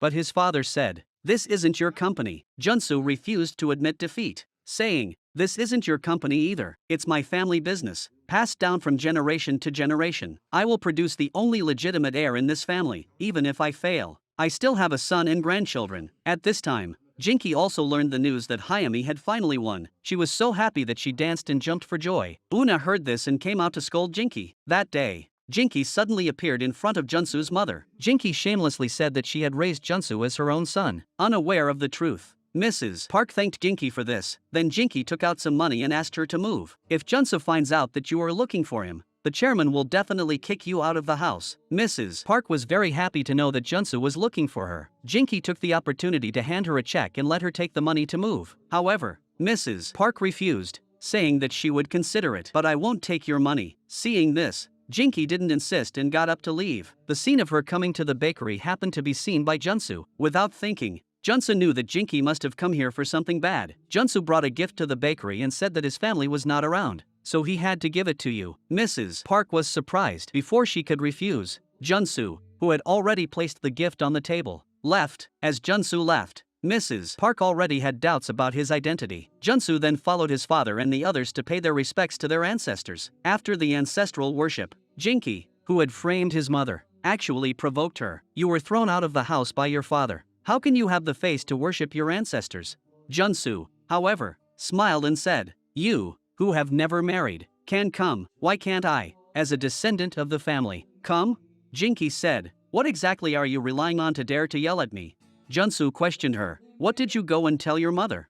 When she saw the chairman get off the car, Jinky immediately became aggrieved. Seeing this, her father became very angry and demanded that Junsu apologize. Junsu said, even if I were to die, I would never apologize to this woman. Seeing Junsu's attitude, his father went up and slapped him. He also said, I don't want to argue with you in front of the ancestors today, so shut up. Junsu looked at Jinky, who was smiling with glee, and he made up his mind to kick Jinky out of the house himself. After returning home, Jinky learned that Junsu had started a new company. She then asked Hayami to find out through the employees which bank Junsu was going to borrow money from. She was willing to spend a fortune to cut off the source of funding for Junsu's company, in order to eliminate the problem once and for all. Jinky wanted to make sure that Junsu would never have a chance to turn things around. In order to make Hayami work for her wholeheartedly, Jinky actually showed Lucy an incredible amount of love and care this time, in order for her daughter to continue receiving such treatment in the future. Hayami had no choice but to obey Jinky's orders. One day, Junsu was about to visit his mother again when he suddenly received a call from Naejong saying that the bank had rejected the loan application. Junsu knew that Jinky must be behind this, but he still gathered his thoughts and went to visit his mother first. He didn't know that at this time, his mother had already begun to doubt his identity. When she learned that Junsu was in the jewelry industry, she became even more certain of what she had been thinking. She carefully asked Junsu for his name and date of birth. Even though Junsu really wanted to be reunited with his mother, he was not yet in a position to clear her name. So he said he had an urgent matter to attend to at the office and left after bidding his mother farewell. However, his mother, who had been thinking about her son day and night, finally caught up with him and couldn't help but ask if he was really Junsu. The mother and son, who had been separated for more than 20 years, finally could not hold back their emotions and embraced each other tightly. Then the mother and son went to a cafe to chat. Junsu asked his mother why she didn't come looking for him, but she said that if you stayed by my side, you would only suffer, so that I wouldn't affect your life. I had no choice but to stay away from you. And she also said that thanks to that woman, you have been brought up so well, so as not to worry his mother. Junsu said that his father and Jinky have been very good to him, and then Junsu reached out and held his mother's hand. He felt the palm of his mother's hand that had experienced so many vicissitudes, and he was determined that he would never let his mother suffer again. After saying goodbye to his mother, Junsu went to the company and asked Junwoo who stopped the loan from his bank. Junwoo said it was his mother. The wife of the bank president was her classmate. Hearing this, Junsu couldn't sit still for a moment. Junwoo said that if there was no one he knew in the bank, how could he have enough funds to do business? At this time, Junsu, who was burning with anger, simply could not hear Junwoo's words. He angrily questioned Jinky why she used such a despicable method against him. Jinky said nonchalantly that business is about ability, and there are no rules in the business world. The one who survives to the end is the winner. She also taunted Junsu, saying, if you beg me for mercy now, perhaps I can ask the bank to give you a little money. Jinky's shameless behavior completely angered Junsu. However, his father indiscriminately told Junsu to kneel down and apologize to Jinky. In that case, I will introduce you to other banks. At this time, Junsu was no longer the same as he was a year ago. He said that his father only wanted to save his pride by making me kneel, but you are afraid to decide the outcome through a fair means. Junsu said that even if he died, he would not apologize to this woman. His father was so angry with Junsu that he had a heart attack. Jinky hurriedly flattered him and asked, But in her heart she was very happy that Junsu had finally completely broken with her husband. Jinky then accompanied her husband to the hospital for a checkup. The doctor told him that his heart disease had worsened. At this time, she still did not forget to sow discord. When something really happens, only Junwoo and I will be by your side. Back home, lying in bed, the chairman began to consider the issue of the company's successor. He was worried that he would suddenly pass away and finally decided to let Junwoo become the heir. Jinky had not had time to be happy when her phone rang, startling her husband. When she saw that it was Jae-hyuk calling, she hastily hung up the phone. The next day, Una received a package. When she heard the sender's name, Jinky was surprised. She grabbed the package and hid in the house to secretly open the package. Inside the package was a portable music player. Jinky couldn't wait to press the play button. After listening to the recording, she was so shocked that she jumped straight up. It turned out to be a recording of her and Eunjin jointly framing Junsu's mother. Jae-hyuk had even sent such evidence to the house. Jinky was panicking and thinking of how to clear her own suspicion. She asked Eunjin, who was a bit dumb, to take the blame for all the crimes. Then Junwoo inherited the company and gave Junhee a high position. Eunjin said, I'm not as stupid as I used to be. And Jinky said, just hold on. The chairman could die at any time. Under her sweet talk, Eunjin was actually swayed. Suddenly, a voice from afar startled the two. It turned out to be Una walking over. Jinky gave Eunjin a wink to indicate her. Una is very astute. Una looked at the two who suddenly stopped talking and knew that they must be plotting something. So she went to Junsu and said that Jinky had received a package from Jae-hyuk and looked very flustered. And when Jinky and Eunjin were talking, they avoided me. Junsu said that Jae-hyuk must have evidence that Jinky committed a crime. After he threatened Jinky, the next person he will threaten must be me. Jinky was afraid that the truth would come out, so she went to Jae-hyuk and obediently handed over 500 million won and asked for the original recording. But the cunning Jae-hyuk would never easily hand over the original. After receiving the check, he instantly changed his face and demanded that Jinky prepare some more money by next week. Jinky was furious and grinding his teeth, but there was nothing he could do. Eunjin was anxiously pacing back and forth at home. Suddenly, she had a flash of inspiration and chose to switch sides again and went to Junsu's mother's bakery. Junsu's mother took a long time to recognize her as her husband's other lover. Eunjin said that Junsu had been instilled by Jinky since he was young, that your mother was driven out of the house because she was cheating on men, so your father doesn't like Junsu either. Growing up in fear like this, Mrs. Park felt so much remorse after hearing this. Not only was she suffering, but her son also didn't have a happy childhood. Jinky was like a frightened bird at home. She would jump at the sound of a phone call. When she saw a strange number, she would wonder if Jae-hyuk had changed his number, but she never imagined that the other end of the line would be Mrs. Park. After meeting, Mrs. Park confronted Junsu. What's wrong with you? Why are you so vicious to Junsu? Even now, Jinky still has no remorse. She humiliated Mrs. Park. His mistake is that he is your son. A woman who can't even protect her own family. The child you gave birth to is evil and vicious. Vicious Jinky finished speaking and left, but as she passed by the door of the bakery, she met the chairman. Before the two of them could say a word, Junsu's mother appeared. The chairman saw his wife, who was still crying out for justice after 20 years. He then realized that he may have really misunderstood Junsu and her birth mother. He went home and confronted Jinky. Junsu's mother, did you do it? But Jinky threatened, if you suspect me, I'll take Junwoo and the family and leave home. You'll drag yourself to the office, despite being sick? After saying this, she pretended to be angry and left. But as soon as she reached the door, she was shocked. Una's look almost gave Jinky a heart attack. It turned out that someone in the family had sent a package again. Hearing that the person was Jae-hyuk, Jinky's soul almost left her body. She hurried to the kitchen and stopped Una, saying that she wanted to open the gift box herself. Jinky discovered a box of Ganoderma lucidum and let out a sigh of relief. She said lightly that Una could handle it. Then Una told father-in-law about Jinky receiving the package. Father-in-law became suspicious of Jinky again after hearing Jae-hyuk's name. After returning to his room, he questioned Jinky again about why Jae-hyuk would send her things. Jinky said that there are many people with the same name in the world, even though the chairman did not pursue it too much, but he already had doubts about Jinky. Seeing her husband's suspicions growing, Jinky racked her brains to find a way to clear her name. The next day, she asked Jae-hyuk to frame Junsu's mother and blame it all on Eunjin. After that, she would pay 1 billion as a reward. Jae-hyuk was also full of admiration for Jinky. At this time, you are even more shameless than me. Soon, Eunjin received a call from Jae-hyuk. With no other options, Eunjin quickly came to Jinky for help, but at this time, Jinky spoke the truth. Eunjin had betrayed her. Since this is the case, there is nothing I can do to help you. Eunjin, whose brain was not working well, had completely fallen into Jinky's trap. She had no choice but to go to meet Jae-hyuk alone. Just before the two met, the president suddenly received a mysterious phone call. After the meeting, the simple Eunjin thought Jae-hyuk was asking her for money, but she never expected Jae-hyuk to say, You were the one who told me to do all those things back then. I don't even know who Jinky is. Yunjin's mouth fell open in shock and she couldn't say a word. Jae-hyuk then left after saying that, and the entire conversation between the two was clearly heard by the Chaebol chairman. Eun-jin was so scared when she saw the chairman that her pants were soaked. On this day, Una brought a lunchbox to visit her sister. Unexpectedly, Junsu was also there. Junsu also looked very embarrassed when he saw Una. Naejong took the initiative to open the lunchbox to praise her sister's cooking, in order to ease the atmosphere. Through this,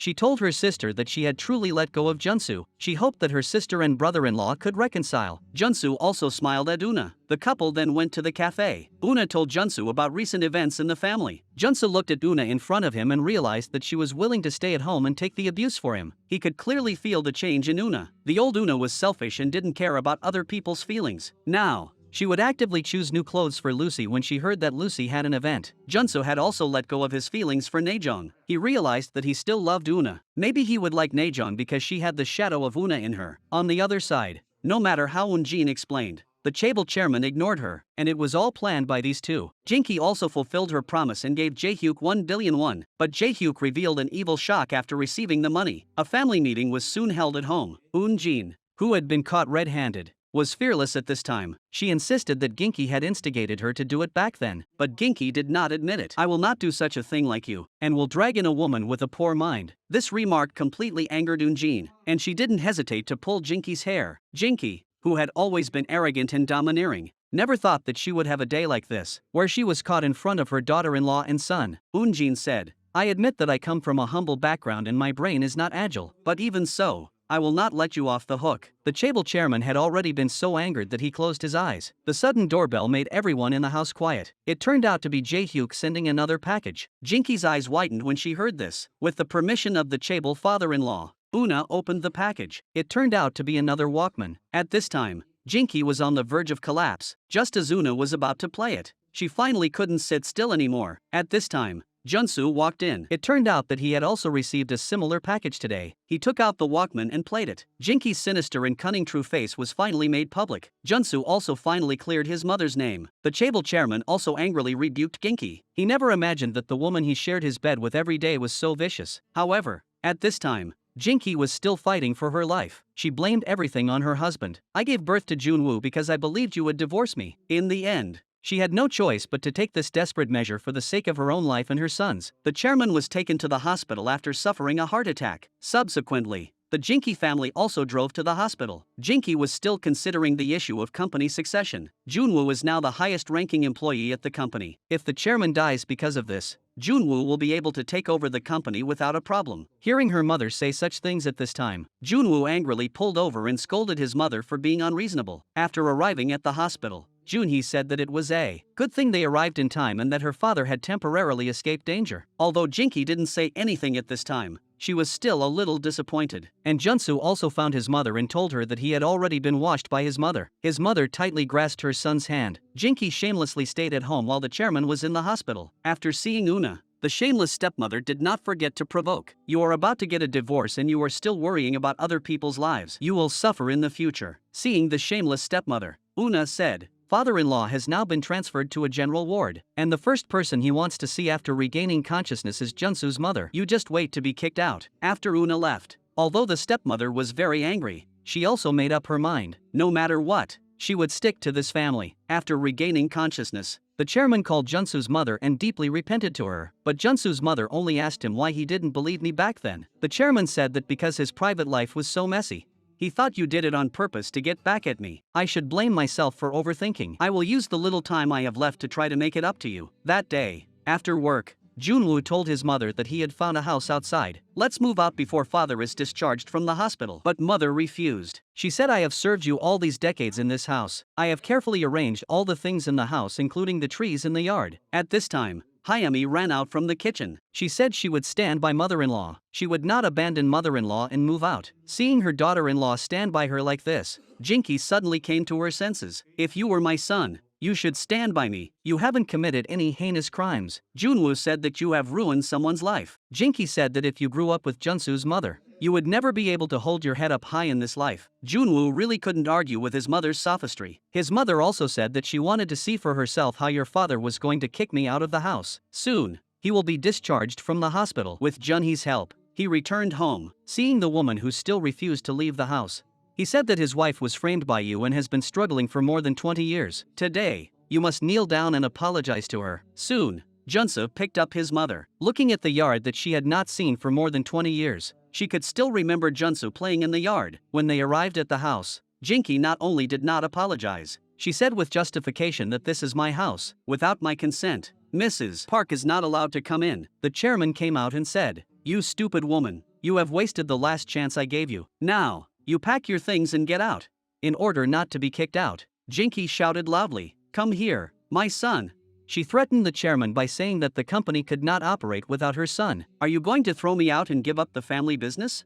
Seeing her son pleading with his father and eldest brother, Jinky could no longer hold back and started to cry and make a scene. Seeing her mother's state, Junwoo had no choice but to kneel down and apologize to Junsu's mother on behalf of his mother. The kind-hearted Mrs. Park did not blame anyone. She said, "As long as you brothers get along well, that's fine." After saying that, she turned around and left. The chairman was also at his wit's end with the unruly Jinky. He didn't want to see her anymore, so he packed his own things and moved out. On this day, Una took a note and walked to the front of a steamed bun shop and stopped. She was not good at socializing, but she couldn't tell who she was for a long time. In the end, Una bought 20 yuan worth of buns and left. At the corner, she happened to meet her husband. When her husband saw her holding buns in her hand, he asked her why she was here. Una shyly hid the buns behind her back. When her husband learned that his wife had come to visit her mother, Una complained that she didn't even dare to say hello, and just bought some buns. Junsu took her hand and formally introduced her to his mother. Then the mother-in-law brought Una a drink. Una said that she didn't drink anything outside, which embarrassed Junsu. He quickly pinched Una's thigh to remind her to speak nicely. Unexpectedly, the unsociable Una then said, "I'm very satisfied with you." The mother-in-law expressed that she really liked this daughter-in-law. This also made Una very happy. Later,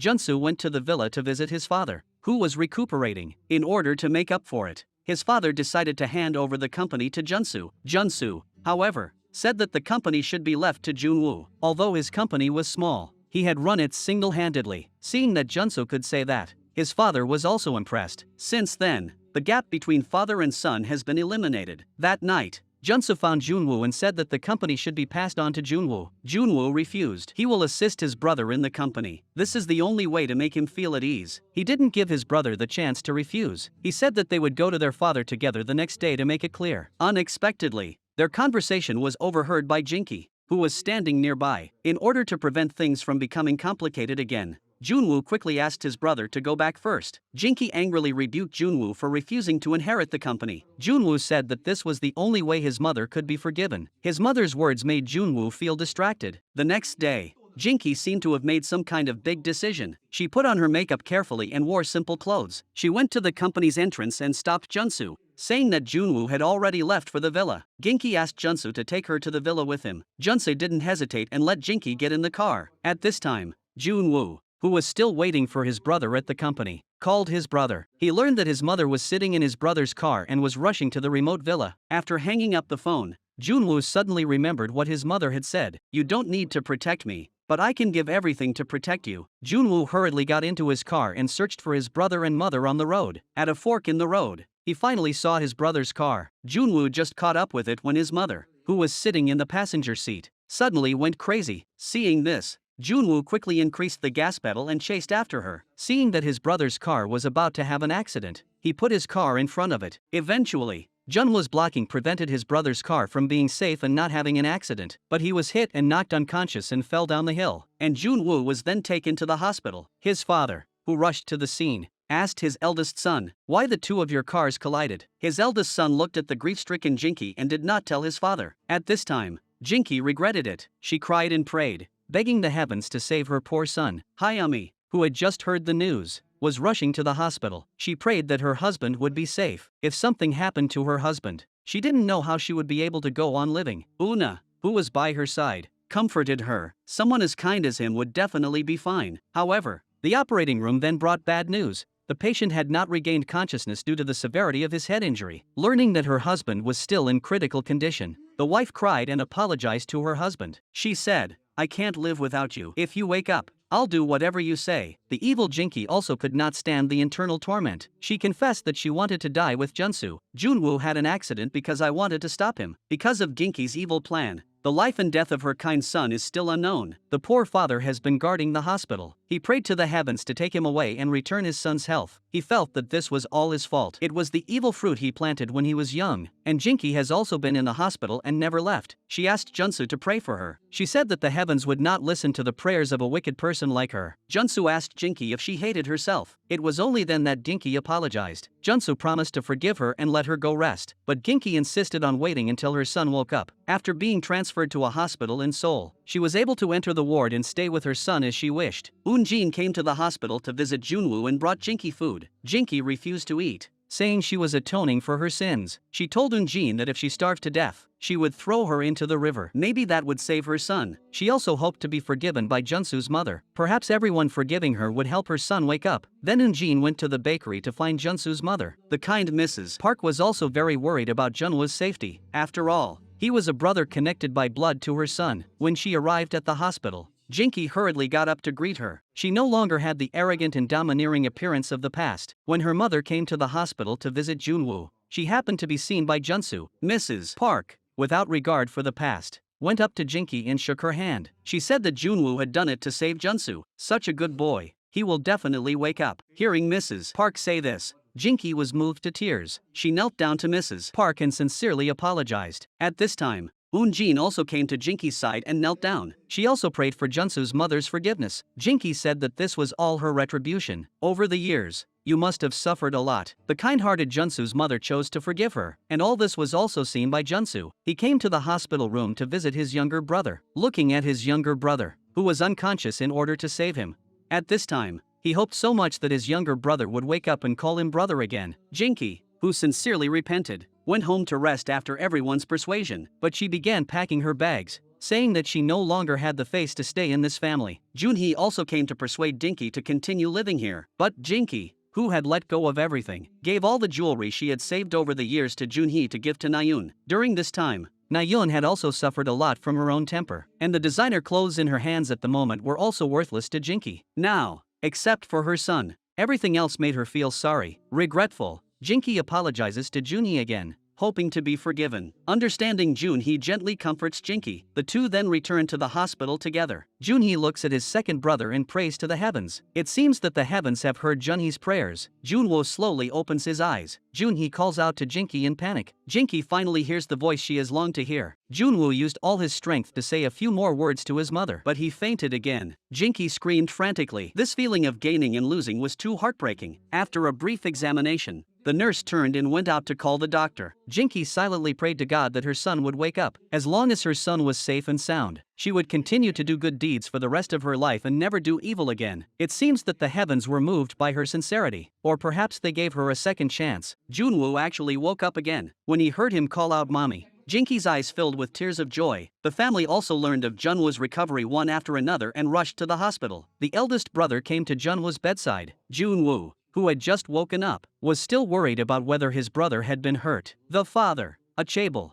also finally let go of his worries when he saw his son awake. His son had safely woken up. Jinky was also ready to move out. Before leaving, she took Nayeon's hand and expressed her sincere apologies. You are such a kind child. I'm so sorry for treating you that way. Hyami was also packing her things and preparing to take Lucy with her mother-in-law to live in the countryside. Before leaving, she took Lucy to see the sick Tae-hun, and the three of them took a photo together as a memento. This parting might be a permanent one. On the day of the move, Jinky was still full of reluctance, but in order to repay everything she has done, she said goodbye to everyone and got into the car and left. Her son, who had survived the disaster, stayed by Jinky's side. Once upon a time, Jinky always schemed against her family, but now she misses her chaebol husband who was far away in Seoul. Although they were not officially married, they had lived together for decades. The impulsive love they once had seems to have been sublimated into family affection. At this time, the chairman was persuading his wife to come back and live with him. He is worried that his time is running out and wants to restore Junsu's mother's status as soon as possible, so that she will be the mistress of this household even after he dies. Although Junsu's mother has been looking forward to this moment for a long time, she still refuses. After all, they have been separated for decades, even if they worked hard together in the past. Things have changed now. She hopes that her beloved man can live comfortably for the rest of his life. The next day, Junsu's mother went to the countryside and found Jinky. She persuaded Jinky to move back in with Junwoo when he got better. I won't bother you guys. We're not young anymore. You've been together for decades. He'll get used to you taking care of him. Seeing that Jinky still had some reservations, Junsu's mother said, we're all this age now. Let's not worry about the kids' feelings. Let's go live our own lives. Then the two pairs of hands, which were no longer young, shook hands tightly. On the other side, Junsu was preparing to take Una home to live. But Una resented Junsu's lack of romance. From the time they got married, he had never said a word of affection. Una said, I'm ready to be proposed to. Junhee, who was standing nearby, couldn't stop smiling. Junsu asked with a puzzled look on his face, are you joking?